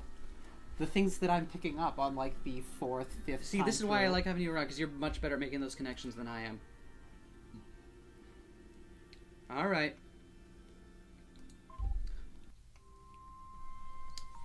Well, nap time. Going to bed. I'm going in deeper. Snooze. Snooze, you lose. All okay, right. so we're back to block 4, right? Block 4, block 4.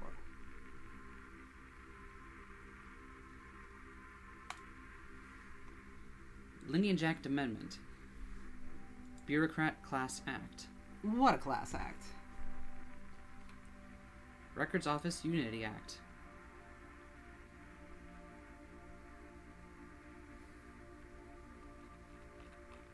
On to block 5. I like block 5. I don't remember what block 5's about, but I'm sure we'll... Science. Science rules. Wow. So much power. Oh. Do we have enough power just for here onwards as we did for the first day? Is that true? I have no idea. Close to it, it looks like.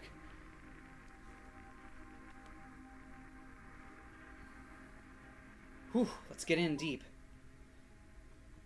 Alright. Lineage Act Amendment. Chief Counselor Ryu, Captaincy. Before I declare council back in session, I'll ask, if the councilors with differences on the one language amendment resolve them, or will this simply be a repeat of this morning? I'm okay. Oh, I think we've come to appreciate acceptable terms. Ryu. Then we can proceed. Council is now in session and the floor is open. Smith. I'd like to modify my amendment to stipulate that all the provisions are optional, and the member of the family who receives the nobility stipend can be selected arbitrarily by the counselor. Han. What is the point of that? Oh. The point is that not every family is led by the eldest son. If we are to restrict the nobility stipend to a single branch of the family, it is important that it's not given to the wrong one, as we discussed this morning. Like, at length. Han. So, why not just give it directly to counselors then? Ryu. As Counselor of Security would say, more subtlety is required. It's better to make it about families than about individual men. That isn't something I'd say. Ryu. Do you still disapprove of the act, even with Counselor Smith's amendment? Well, I still think this one lineage nonsense is a stupid idea. I don't see any point in prioritizing elder sons in particular, even as a statement, and, like, alienating branch families has absolutely no logic to me. This is going to have all kinds of serious repercussions in the future. They're not going to be on my family, though. You want to hoist yourselves up on your own petards, that's okay by me. I definitely disapprove of the act, but in the capacity of the Counselor of Security, I won't object. Smith. That will suffice then. Ryu. Are there any counselors that do have objections or further items to propose? Sho. None that have a chance of carrying, no. Ryu. Then Counselor Smith's item is added to the amendment then. The debate is closed. How does the council vote? Smith. Counselor State is in honor. In favor. Cho, the Council of Agriculture is against. Sorry, but I have to tell my family I tried. Yang, also against, for the record. Tae, Councilor of Culture is in favor. Han, the Councilor of Engineering and Science is in favor. Oh, the Councilor of Education is in favor. Ryu, Councilor of Captaincy is in favor. Counselor of Security is against. Have fun explaining this one to your cousins, boys. It's not on me. Ryu, the amendment carries 5 in favor, 3 against. Moving on.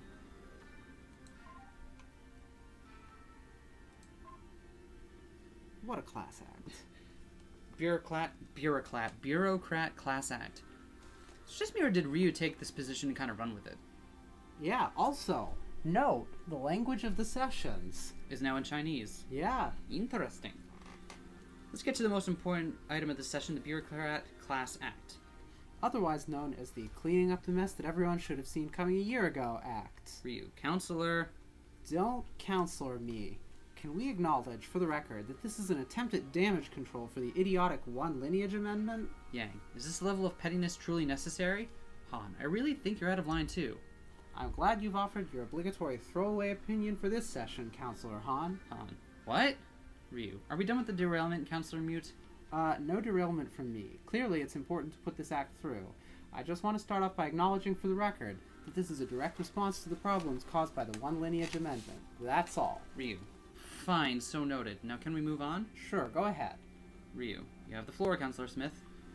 Smith, contrary to what Counselor Mute says, this has nothing to do with the One Lineage Amendment. The purpose of the act is to weaken the lower classes by dividing them. You mean the class that we've bolstered by alienating new noble families with, like, every single session of council? Yang, didn't you say you'd stop? Smith, I don't think I could be any more blunt. This isn't related to the One Lineage Amendment. The goal is to create a new social class with a higher standing than the peasantry without nearly as high a cost to us as noble families. It's about 10 appendices that outline the whole proposed arrangement. So all those people that are now cast out of the nobility by the One Lineage Amendment. Yep. Try to give them a status that hoists them up far enough above the rabble that they'll back the status quo and support the power structure while not actually powerful enough to do anything to change things. Nice. American middle class much? Cho, is there any room for debate on these numbers? Smith, heavens no. Ryu, as I understand, it's a very delicate budget. Smith, there's really no room for any amendment. Cho, understood. Yang, not everything needs to be a giant hostile debate despite the Councilor of Security's penchant for it. Surely we can agree on Councilor Ryu's proposal without any further debate. Okay, I'm not gonna dignify that, but I'm pretty sure you meant Counselor Smith.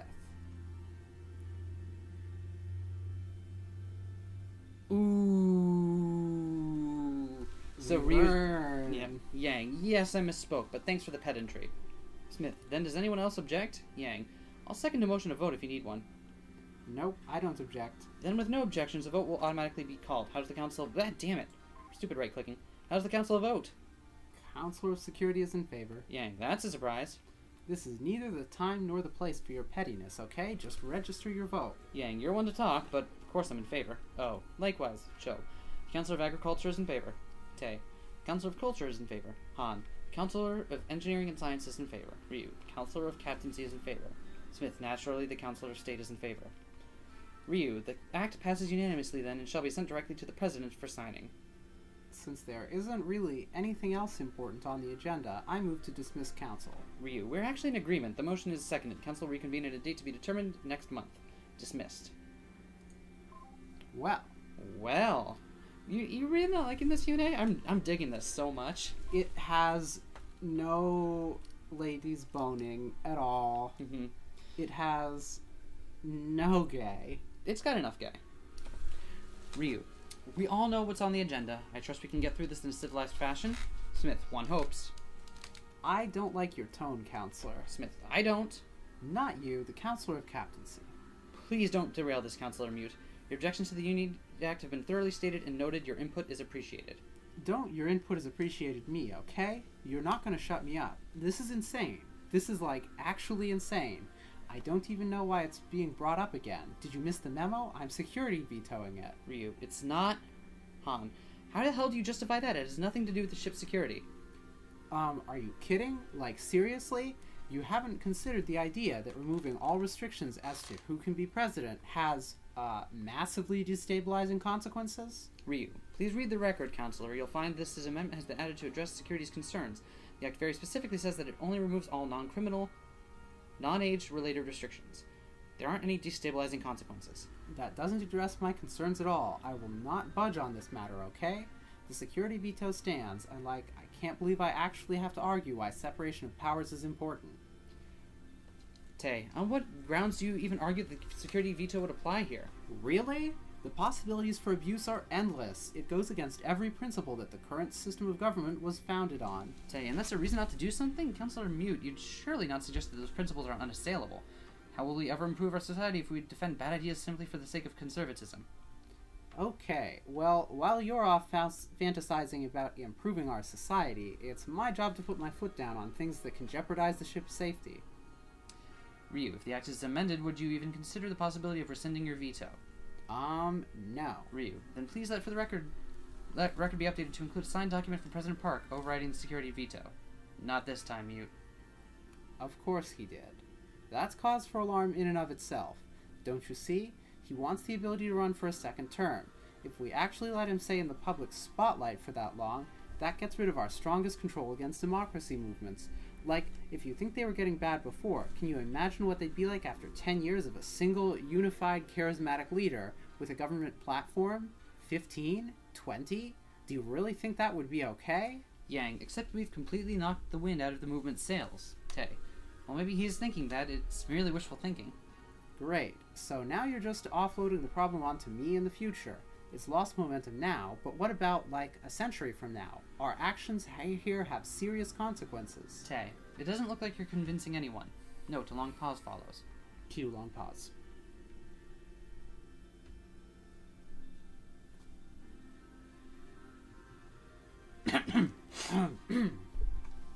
Okay.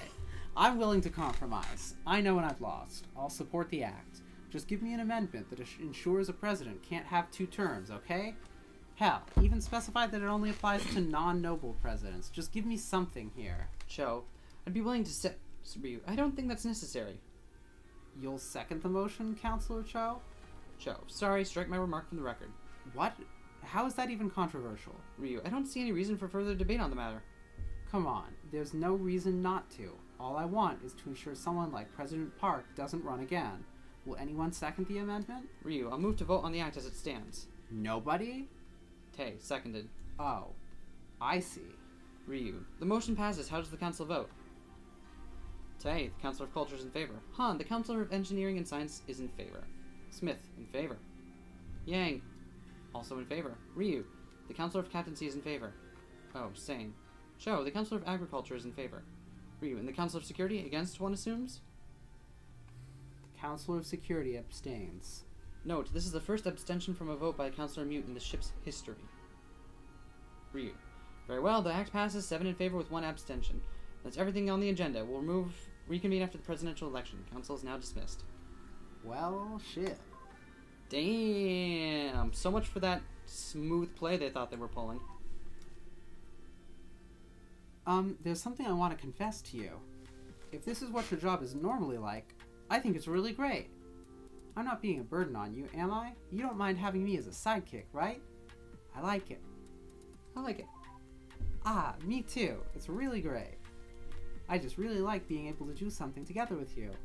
It's just such a romantic thing, casually spending time with the person you love. Oh, not that we know anything. Reading dry government documents. I love spending time casually with the person I love. And, hey, Miss Investigator, I think you're really cool. Traveling through space, solving mysteries. I can't wait until we get back to Earth. Doing footwork, interrogating people, being out there in the world. I never would have dreamed when I was stuck in the women's quarters of an aimless spaceship that I'd end up like this. So that's why I want to continue to be your sidekick. Yeah! When I keep reading about all these people from just 300 years before when I was alive, it reminds me a lot of my original time. But it also makes me feel like I'm completely unprepared to get by in a society like that. And that's just a difference of 300 years. So I think I could learn a lot from being an investigator like you, from being your sidekick. Could you tell me more about the job you're going to be doing when we get to Earth? It's a paycheck. Aw. Since she needs to go back to Earth, it'll make someone happy. Oh, what is this job we're doing? Is it gonna make someone happy? The job is getting Hyun-ae a body and going on vacation. It'll make someone happy. Ah, that's so wonderful of you. So you're more than just my hero, then? Sorry, I know. That's an embarrassing thing to say. I just think that's really nice. Aww. It's all so much more exciting than being a housewife. And a little bit romantic, too. Anyway, I guess I should probably stop distracting you from doing that job now. To figure out the whole story about what happened to the Mugunghwa in year 0. Let's continue to work hard together. Word. Oh, we got a new email. Please deliver the AI. From Kim. I hope this letter finds you well. Thank you again for your work in recovering the Mugunghwa's records and at least partially solving the mystery of what caused the tragedy on board. Hope you find they've agreed upon a payment to be acceptable. However, there's still an outstanding issue. We have reason to believe that your report was not entirely forthcoming, and that you were able to recover an AI identifying as Hyun-ae from the ship Hyun-ae as well. To personally remind you that in terms of contract, we're to deliver all data recovered from the Mugunghwa, which would include all code associated with her too. Don't worry, we have no interest in prosecuting her. Nobody in this galaxy has the authority to, regardless. Nor do we believe her to actually be the same entity as the woman responsible for committing genocide on the Mugunghwa. However, as the sole survivor of the ship and the carrier of Kim Hyun-ae's memories, she could provide invaluable information on the disaster that occurred, and it's important that she testifies her experience to us. You don't have a vested interest in obscure UKSPA history, but for the sake of all those people who died, it's important that we learn all that we can. Plura has told me that you'll be in the solar system within a couple days. We'd be very happy to arrange a meeting with you and the Hyun-ae contract while you're in the region. So as part of already paid for contract, I hope discussing this issue with your boss doesn't become necessary. It's just very important that we hear all there is to learn. Looking forward to hearing from you soon. John Kim, Saiju Colony Historical Society. Saiju Colony, Titan, Jupiter, Sol 5. Nice. Wow. That sounded vaguely threatening, but the content wasn't as threatening as I thought it was going to be. Because it's not like, oh, hand her over and never see her again. It's all like, yeah, we just need to do a fucking debriefing. Like, for fucking legality's sake. Perhaps, but it wasn't quite clear on the whole... It wasn't quite clear on that, because they were saying, Hyun-ae is data that was on that ship, and it's part of your contract to give that over. Yeah. So I don't know. I don't know. Before going on to the next block, though. Yeah. Before going on to the next block, isn't Mute's role in this kind of interesting? Because we're kind of rooting for her as the hero, but also her whole deal is trying to shut down a democracy movement and maintain a security state and total control over her ship. But it turns out that's the least bad option. I mean, exactly, because it's not like you're on a planet with plentiful resources where if you don't like it, you can just fuck off and go somewhere else. Mm-hmm. Like, you can't run a ship like that. That you've got limited resources and you're in an enclosed space with literally no other option. I don't know.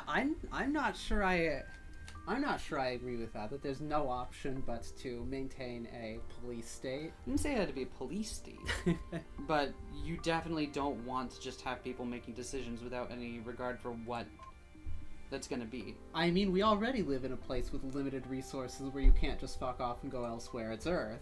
Man, I want to just fuck off and go elsewhere now. Go to space.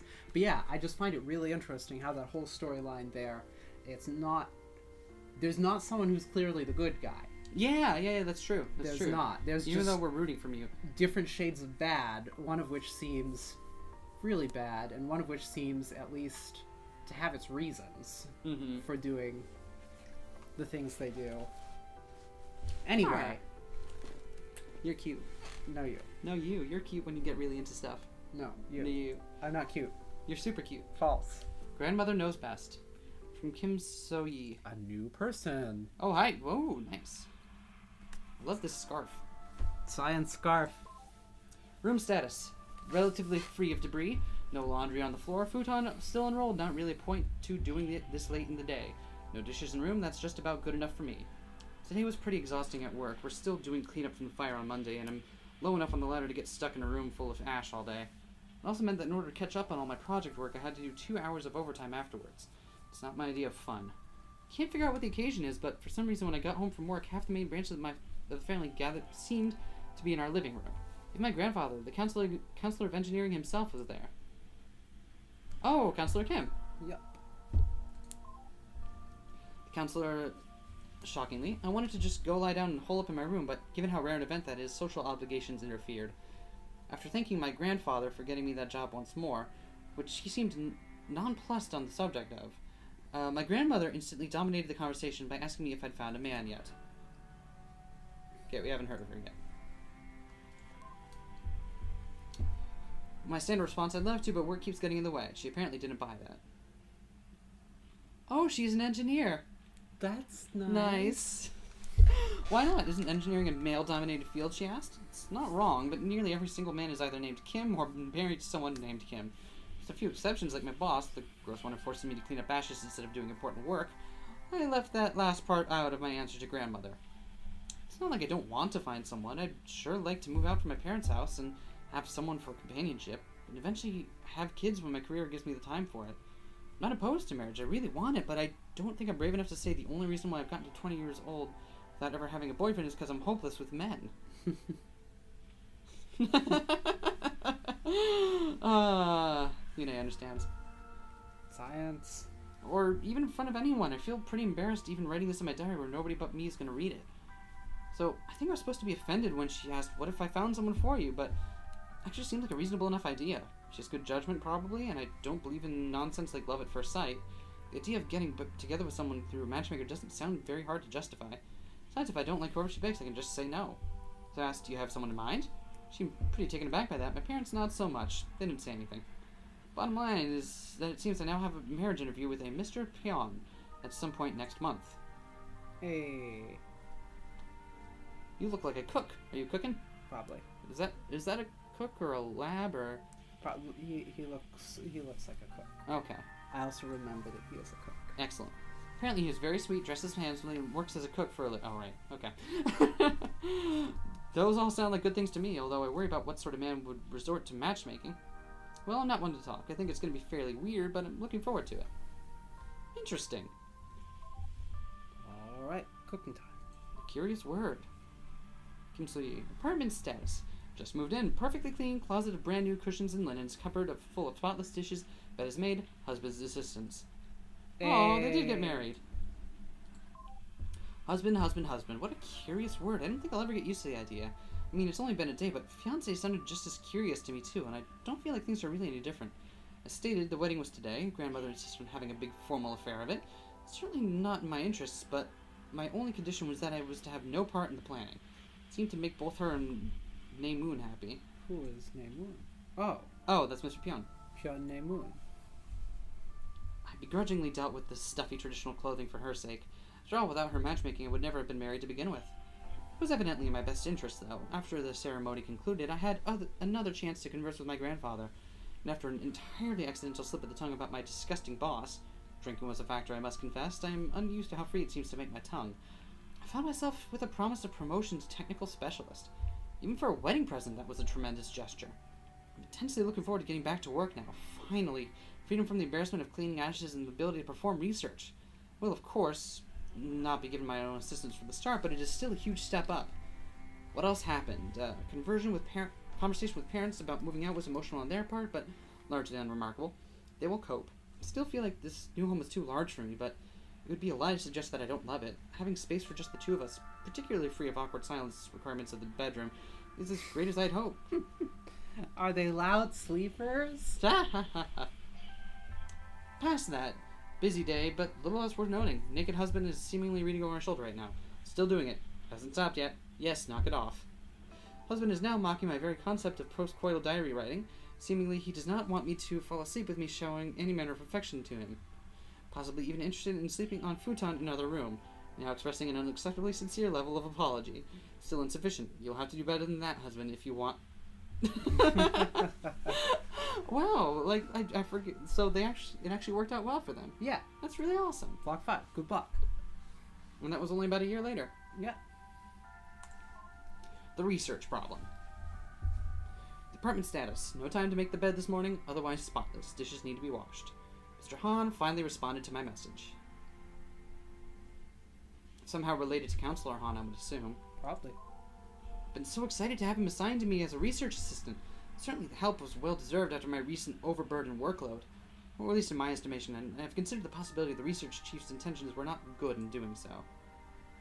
Okay. It seems unlikely, however. Despite his remarks on the perilousness of my position, it seems as though he is earnestly grateful for my work, and he didn't assign Han to me until I specifically outlined the preliminary research proposal into the radiation problem. So I must believe that he truly did think the research was worth pursuing, and that I would require assistance for it, and nothing more. I certainly was optimistic for the first week I worked with Han. He seemed receptive to my proposal, and having overviewed some of his prior works, he seemed competent enough. During one of our lunch meetings, I told him that I'd be interested in discussing his graduate thesis on processor distribution with him, and it sounded fascinating. In retrospect, perhaps I should have noticed something in his body language. It did strike me as noteworthy that he touched my hands on more than one might expect while making gestures to illustrate his points, but I didn't think much of it at the time. Yesterday evening, at his suggestion, I invited him to our apartment to discuss the proposal in depth.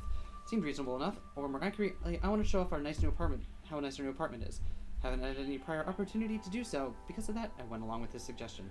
After getting tea, I sat down on the couch to show him the proposal document I'd written up.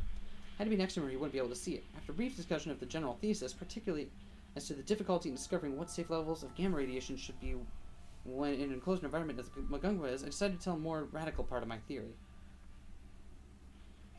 Now that there's no risk of a co-worker overhearing, I have a confession to make, I said to him. He seemed receptive. I actually wish to investigate a secondary theory on the bounds of this project.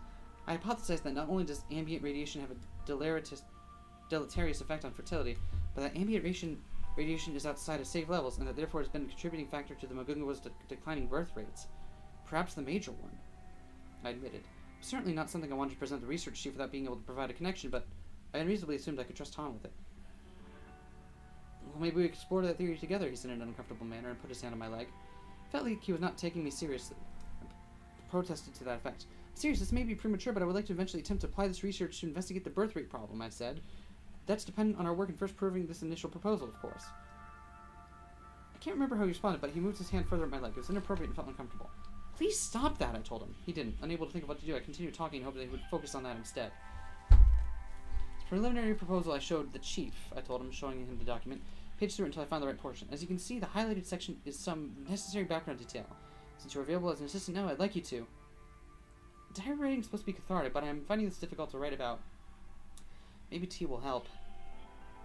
At that point, I was cut off mid-sentence by the insertion of his hand into my underwear. This was far beyond the point of uncomfortable.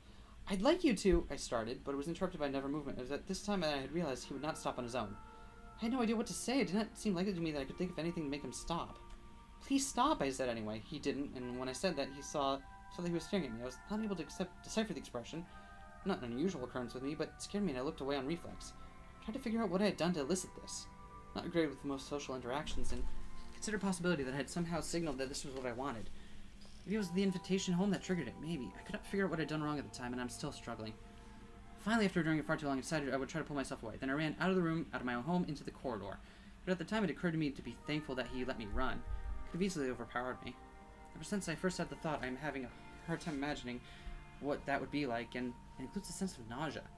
I would go so far as to characterize the thought as horrifying. I'd like to stop thinking about it. I hid at the office for 2 hours, pretending to be doing overtime. Nobody questioned it anyway. The thought occurred to me that I could simply have hidden in another room of my home.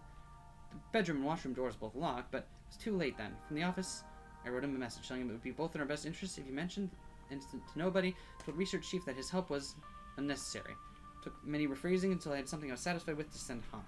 I ended up phrasing it as a threat. I could only hope it would be taken seriously.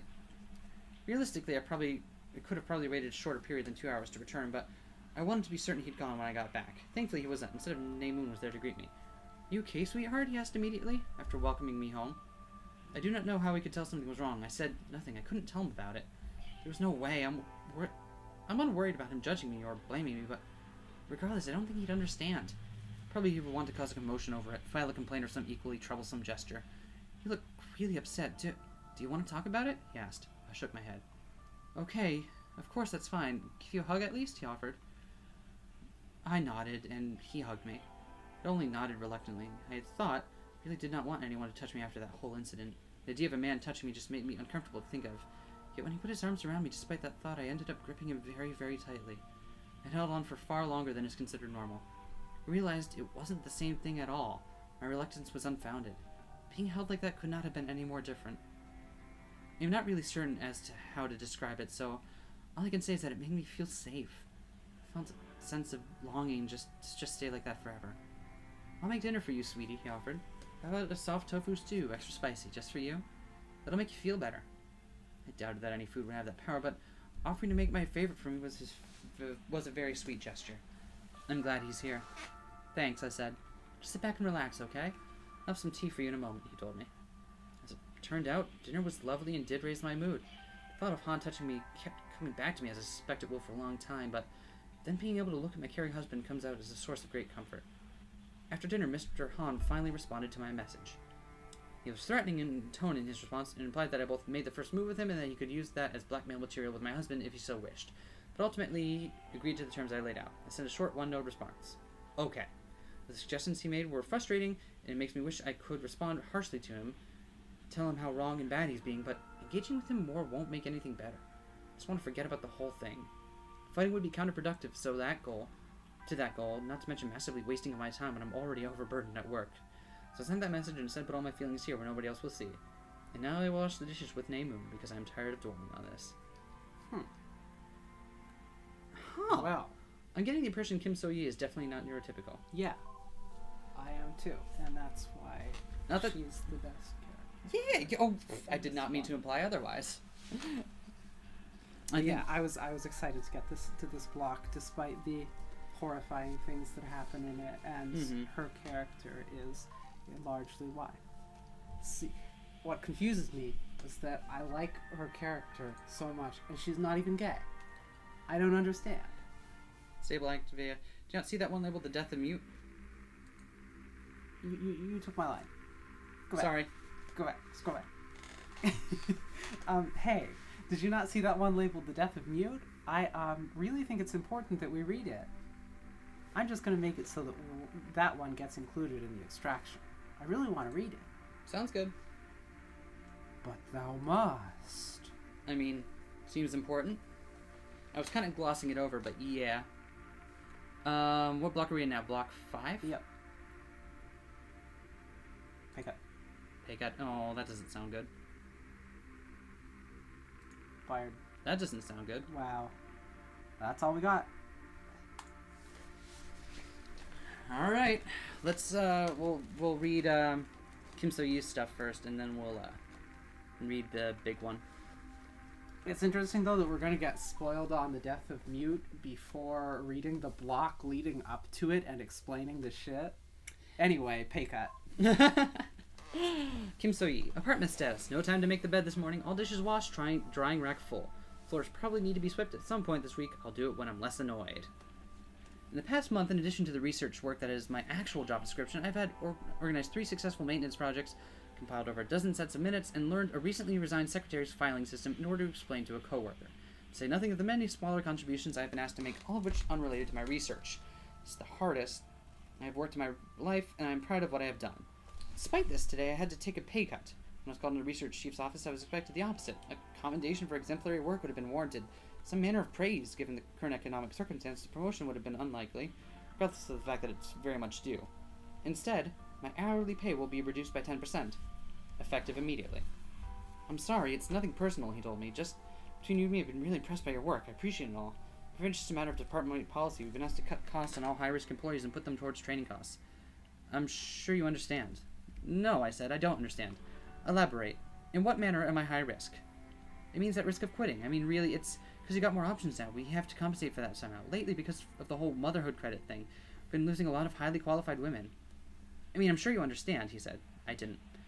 If you decide to quit and have children, it's going to be expensive to train a replacement, especially one as qualified as you. I have no intention of having children at 24, I told him, or any other point in the foreseeable future. The concern is unwarranted. Well, statistically speaking, as a married woman you are, personally, I believe you because I know you well. I'm sure you're not lying, but I can't make an exception for anyone that says that. If I did, anyone could say that we still have a huge problem. I was unable to think of anything appropriate to say. I found the suggestion upsetting. I mean, you can see the logic in that, right? I can show you the actual reports if you'd like, he offered. Please do that, I said. After I returned home from work, I had a chance to review them, and unsurprisingly, they are consistent with what he had said. I could find no grounds under which to criticize their numbers. It seemed to be based on solid research. But if you think that all checks out, you'll understand that it's fair, right? That's just how it goes, statistically speaking, he said. I can't argue with the logic, I finally admitted. I hoped that when I got home, the reports would be problematic and I could criticize them. I knew you'd be all rational about it, he told me. I'm glad you're still with us. Definitely a logic-minded person. You understand how statistics work, and really, given how hard you work, I wouldn't be surprised if this wasn't just a temporary loss. You're well on the way to promotion. So I'm certain as to how to argue with that, too. I was intended to take it as a compliment, and so it seemed the only thing to do. He was right, of course. I could see the logic, and I am unable to argue with it. See, the logic has yet to have any mitigating effect on my annoyance at the matter, however. So fine. Apartment status. No time to make the bed this morning. Joke's on me. Dishes need to be washed, and broken mixing bowl needs replacing. Floor needs to be swept. In retrospect, I suppose it was an inevitability. For the last month, I was the only woman at the department still left, excluding custodial services and the like. Certainly the last with any sort of engineering qualifications at all. Most quit. My mother tells me that all of them are pregnant now. I didn't realize my position might be in peril. I assumed I would continue to work in engineering forever given the pay cuts. Even given the pay cuts, considering the possibility that I'm actually a naive idiot. Yesterday, I delivered my report on the radiation problem to the research chief. The entire presentation took an hour, covering most of the material in the 100-page report, and he seemed to find my conclusions both reasonable and useful. At least he said as much, and he was taking notes the whole time. He seemed satisfied that I had proven the hypothesis that increased levels of ambient radiation had a negative impact on fertility rates. I'd like to extend this research further, I told him. I have reason to believe that not only could it hypothetically have an impact, but that the low birth rates on the Mugunghwa are related to ambient radiation being outside safe levels. I think understanding this could be the first step in addressing a serious problem. We'll hold off on the proposal for now, but I'll think about it. There's an interesting theory. I don't know if there's really room for funding that, but I do see the importance, he said to me. I don't understand why he did, because near the end of the day I got the message from him saying that I was fired effective the end of tomorrow. Feels though I should have seen it coming. I suppose that friendliness was cowardice and an unwillingness to deliver the message to my face. I feel betrayed by his actions. While I was sitting there, stunned, Han walked into my office. I glared at him. He told me that my replacement had yet to be decided, and that he wanted me to put his name in as the most qualified. I glared at him more, speechless that he would suggest such a thing. If you don't, I'll tell your husband that you... And then he made a vulgar hand gesture towards his mouth. I was sickened. I was angry. The boss was treating me as though I had no value and was bad enough, but to be blackmailed by someone like Han was beyond reproach. I'm still angry thinking about it, actually. I wanted him to leave me alone, that I would never. What I really wanted to say was, fuck off. I tried. I was unable to work up the nerve. All I could do was log off my workstation for the last time and watch the image of Nae-moon on the desk fade away. I did not want him to see it. I tried to storm out of the office, but he grabbed me by the arm. He said that he meant what he said in a threatening tone. I didn't care anymore. Do what you will, I choked out, and yanked my arm away. I hurried out, not caring what people thought as I left the department looking upset. His threats were disgusting, but at that moment I felt like they held no power. I had already lost my job, the most important thing to me. If I have no purpose, it's hard to be afraid. I feel stupid and naive for not realizing. The timing could not have been a coincidence. Being fired right after delivering my last report. Maybe I should have held on to the report, stalled. Maybe I should have known how precarious my position was. I'm an idiot. Late evening addendum to this diary entry. My husband was very nice and supportive when I delivered the news to him. I have one more day, but I do not think I'll go in, I said. Oh, hell no, of course not. Those bastards don't deserve that, he said, putting his hand on my shoulder. You're so tense. I mean, of course you are. I'm sorry, dear. Turn a bit, I'll give you a massage. I obliged, and he started to rub my shoulders. Ah, that said. It felt nice. Thank you. I don't know what else to say. Can you ask your family for help? Maybe there's something they can do about your old boss, he suggested. He was trying to be helpful, but unfortunately was not. I don't think anyone's wanted to throw around much influence since the family lost their consularship.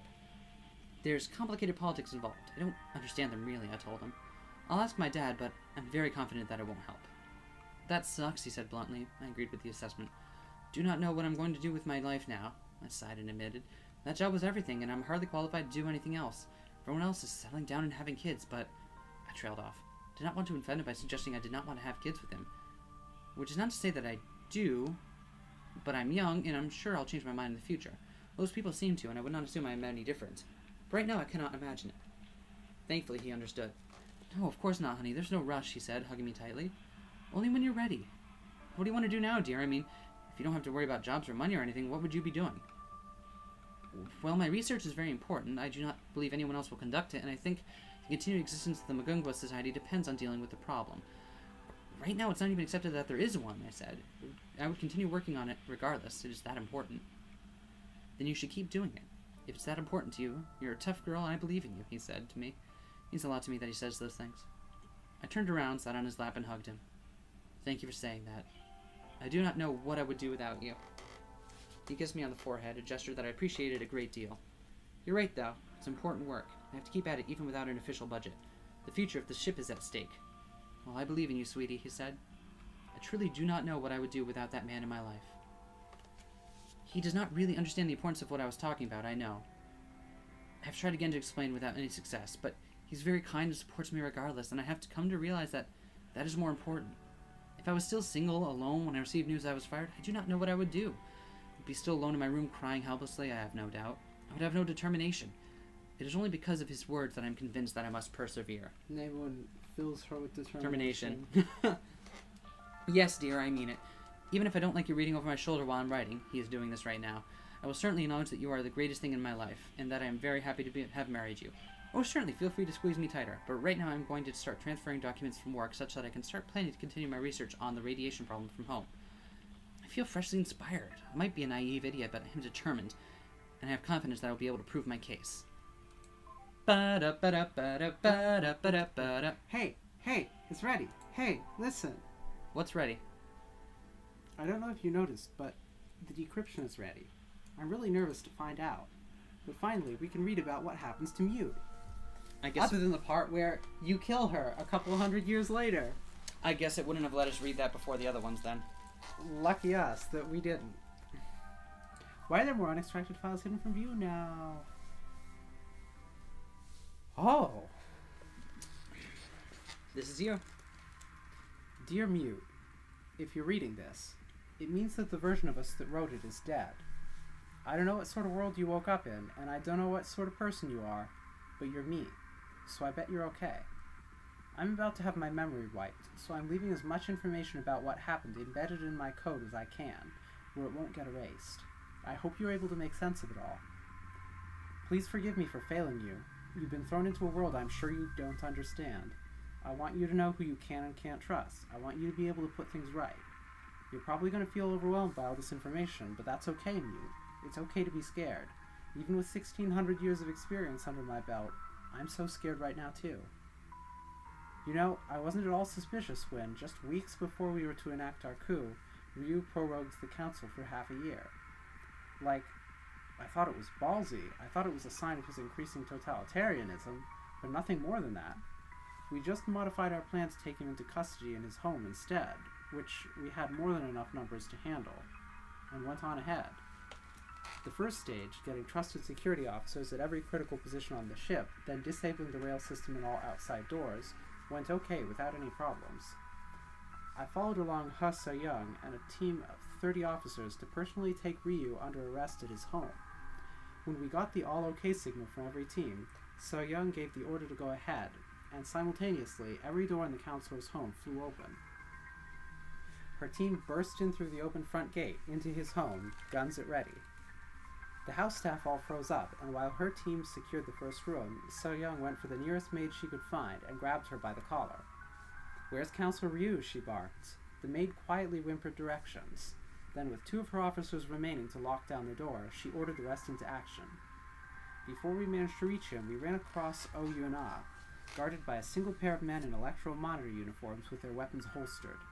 I felt good. We had them vastly outnumbered, with enough of our own officers to completely lock down everything and still hold them at gunpoint. Elsewhere on the ship, reports from the other teams started coming in of successfully arresting the other counselors. "Please, resist arrest," So-young said, harshness in her voice. "I'd love to strike you down where you stand, here and now, you murderous bitch, so come on, resist arrest." And that was the first time that evening that I truly worried. Hyun-ae didn't seem scared at all. Rather, she smiled at us.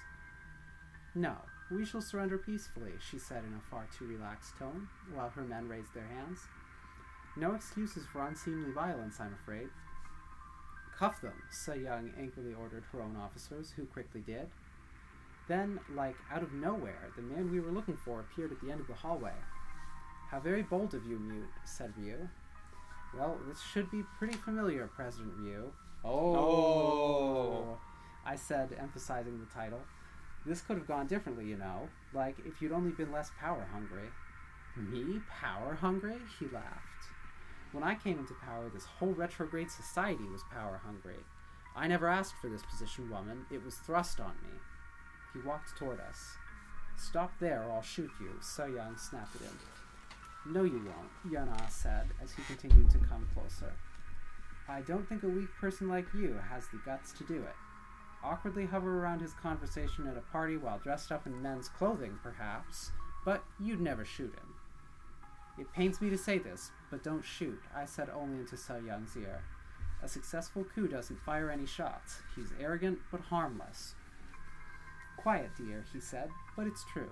You'd lose our precious moral high ground, and I know you wouldn't want that. Lieutenant, please, I said. Just do the honor of putting handcuffs on the criminal already. She briskly walked over him, but he just crossed his arms, arrogantly staring down at her. No, you won't do that either. In fact, release my fiancé right now, he said. Then, without any further warning, So-young decked him. He stared at her, shaking his head. That's enough of that, he said. Sorry, I must have misjudged the timing of this. It should only take a few more seconds. Then suddenly, while we were all perplexed by what he meant by that, there was a huge noise, and the entire ship shook violently. Within a few seconds, I'd received a report, an explosion starting in the middle of the plaza. Seems like your little rebellion is awfully dangerous, he said. Looks like it'll justify some pretty drastic measures to put you down. So-young suddenly put her knife to his chin. What the hell was that? I demanded, increasingly worried that things were not going to plan. The first of two, he said. The second should go off in about 10 minutes unless I can personally enter the disarm code into the computer. You're out of control, I snapped at him. Like, do you really think you can threaten your way out of this? Yes, he said confidently, because the second one is located inside the ship's computer core. You're bluffing, So-young growled. I'm honestly not, he said. Counselor, remember that routine computer core maintenance on March 3rd? Send in your men to check if you don't believe me. Come on, easy enough to confirm. It's huge. You can't miss it. I didn't like the idea of being ordered by him, but if he was telling the truth, that'd be catastrophic. And, like, someone with his power could very easily have set a bomb in there behind my back, far before I even thought to suspect him of anything if he'd had the foresight. And thinking about how long-term his takeover of the government had been, foresight was the one thing he had. I offered the nearest officers to investigate. You'd have to be mad to do that, I said. You'd destroy everything if you took out the ship's computer. Oh, please, don't be dramatic. It's not that powerful, and it's bolted directly to your core.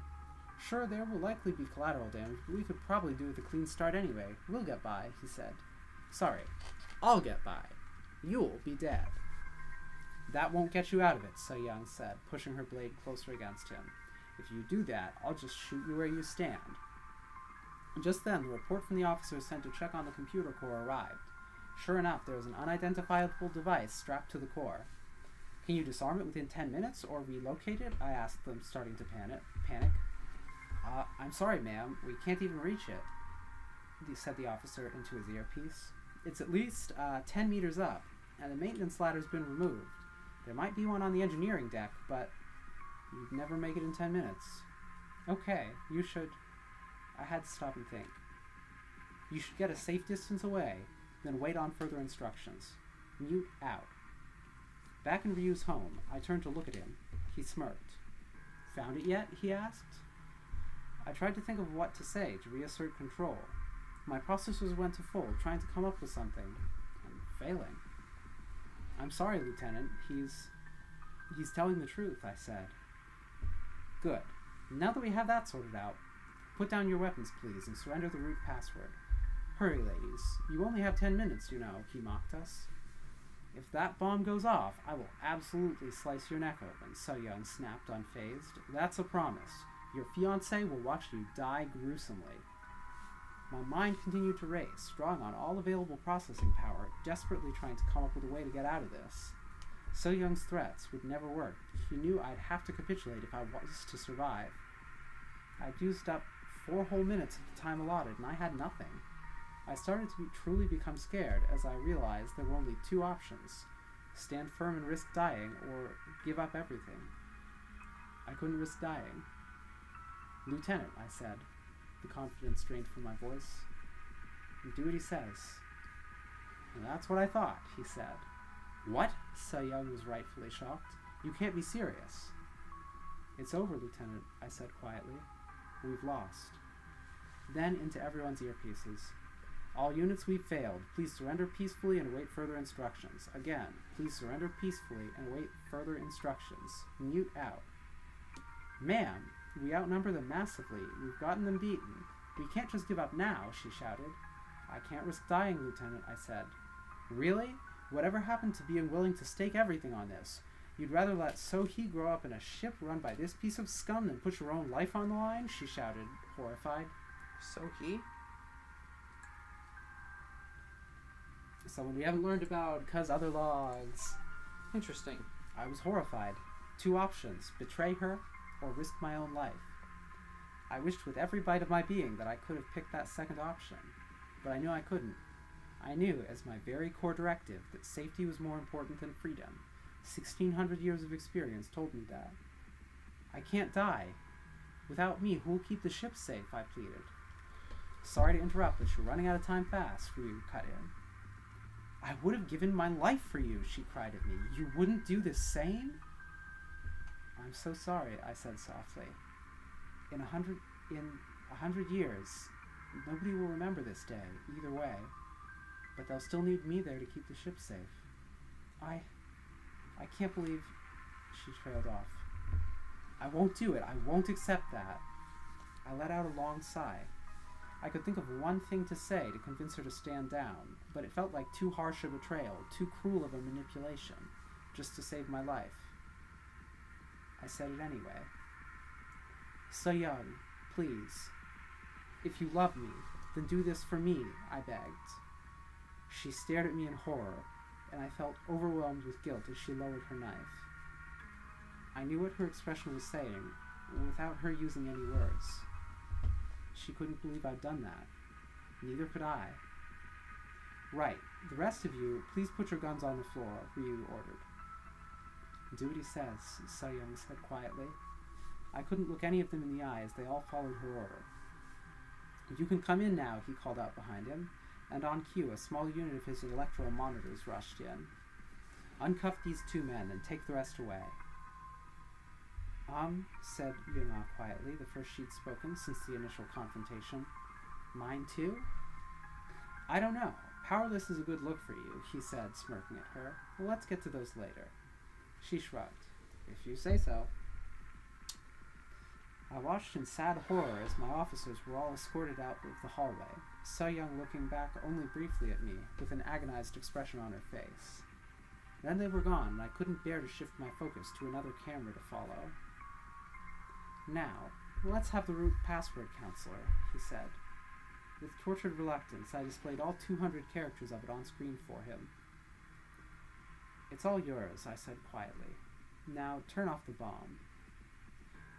Let's change to something easier to remember first, he said, and typed away at the screen. Then I got a notification. The password had been changed, and I no longer had any access to it. Now turn off the bomb, I insisted desperately. Bomb? Oh, please. I'll have to have your men trained to be more thorough, he said. It's just a noisemaker. I'd never be that reckless. But So-young's rebellion setting off a bomb in the computer core sure would be pretty drastic and unsympathetic, wouldn't it? What? I cried, and at that point I had lost all will to resist. No action I had taken today had turned out to be anything but disastrous. The only logical conclusion was I should stop. But the idea of So-young taking all the fall pained me. And then I guess it's all over now, was all I could say. I'll go along with your agenda from here on out. Good, he said.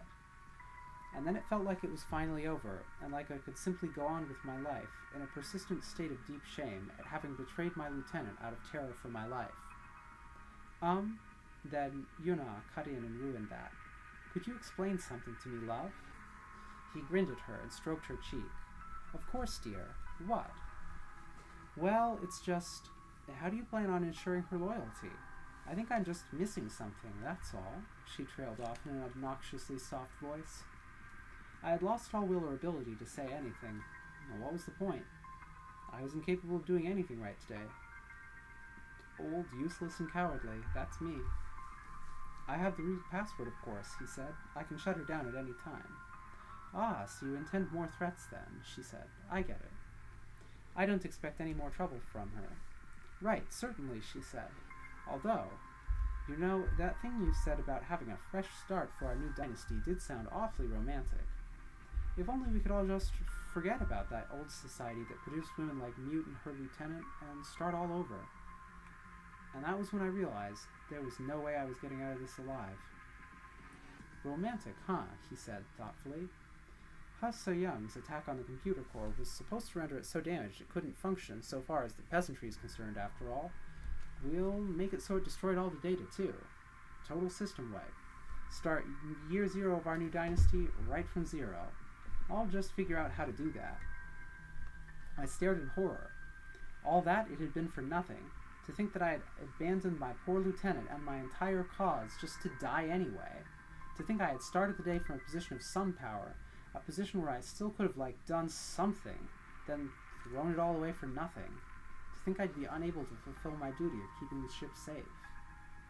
Don't do that, I pleaded. Please. Haven't you learned yet? Don't tell me what to do, Mute, he said. Don't make me beg. How pathetic, Hyun-ae scoffed at me. That was it. Because of her, I was doomed. And then I figured out the only thing I could do to salvage things. If I could make it so he felt content to just delete my memories instead of my entire program, I could encode a message to you in my base code, so the first time you ran a self-diagnostic, you'd know, and they would still think you were docile and had no memory. It was the best I could do, Mute. I knew it'd be rough on you, and I'm sorry. No, I said reluctantly. Do a restart to initial settings operation instead. It'll wipe all data, all memories, all clocks, but you'll still be able to use the computer. And you'll still live, he said. Remembering nothing, I said quietly. Ask Counselor Han if you don't believe me. Well, thank you, he said, smiling cruelly at me. I'm glad you were able to be useful to me in the end, Counselor Mute. I don't know what you'll be able to do. Maybe it's too late to get rid of what Ryu has put into motion. Maybe there's nothing you can do about that. The password's being entered right now to commence the system reset, so I have to stop now and save this all to my code. Goodbye, Mute. If you can, please tell So-young I'm so sorry. And please, keep the Mugunghwa safe. You can do it. I believe in you. Jesus. Well, shit.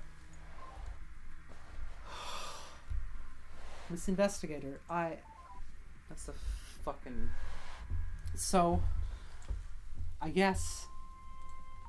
Jeez, poor Mute. I suppose... Remember, back when I was on the Mugunghwa, and I said that what happened in the year zero was a big giant mystery, even to me? Well, I guess we solved the mystery. I don't know what to think. I don't know how to feel about Mute. The old one seems like a good person, but in the end, well, I don't know. I just don't know. It's all so complicated to me. I guess I just feel like it should have been something more.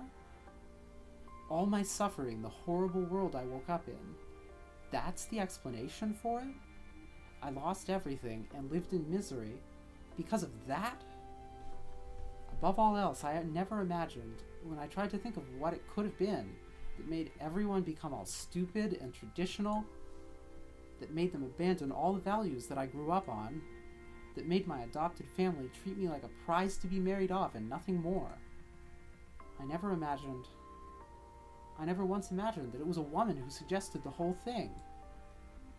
Mute, I feel so conflicted about, but... Oh, Hyun-ae? I read about her. After all, she was the first woman in history to share my fate, to be married to an Emperor Ryu. But she's not like me at all. Nothing at all. She's a monster. She's the one who's responsible for all that. What a horrible, awful, loathsome, terrible person. I hate her. My family might have been cruel, but at least they were ignorant. A woman like Hyun-ae couldn't possibly have any sort of excuse. I really, really, really hate her.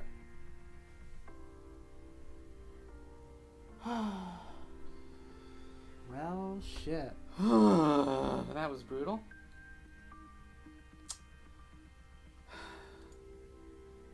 Guess we're powering down until tomorrow. I guess so. Oh, the fuel train gets off here. Last stop. Sure you want to shut down for today? Yeah. Well, shit. That was pretty fucking brutal. Nighty-nighty. It's been a really exhausting day, hasn't it? Well, see you tomorrow. Interestingly, we still don't know a lot about Hyun-ae, Yeah, we know absolute fuck all about her. other than the fact that it seemed to be her actually driving everything from how that looked. Yeah? Well, fuck. Oh my god. I'm gonna go have a feel explosion now. Next time, more crying. Ah! More crying? I can't handle more crying. Bye. Bye.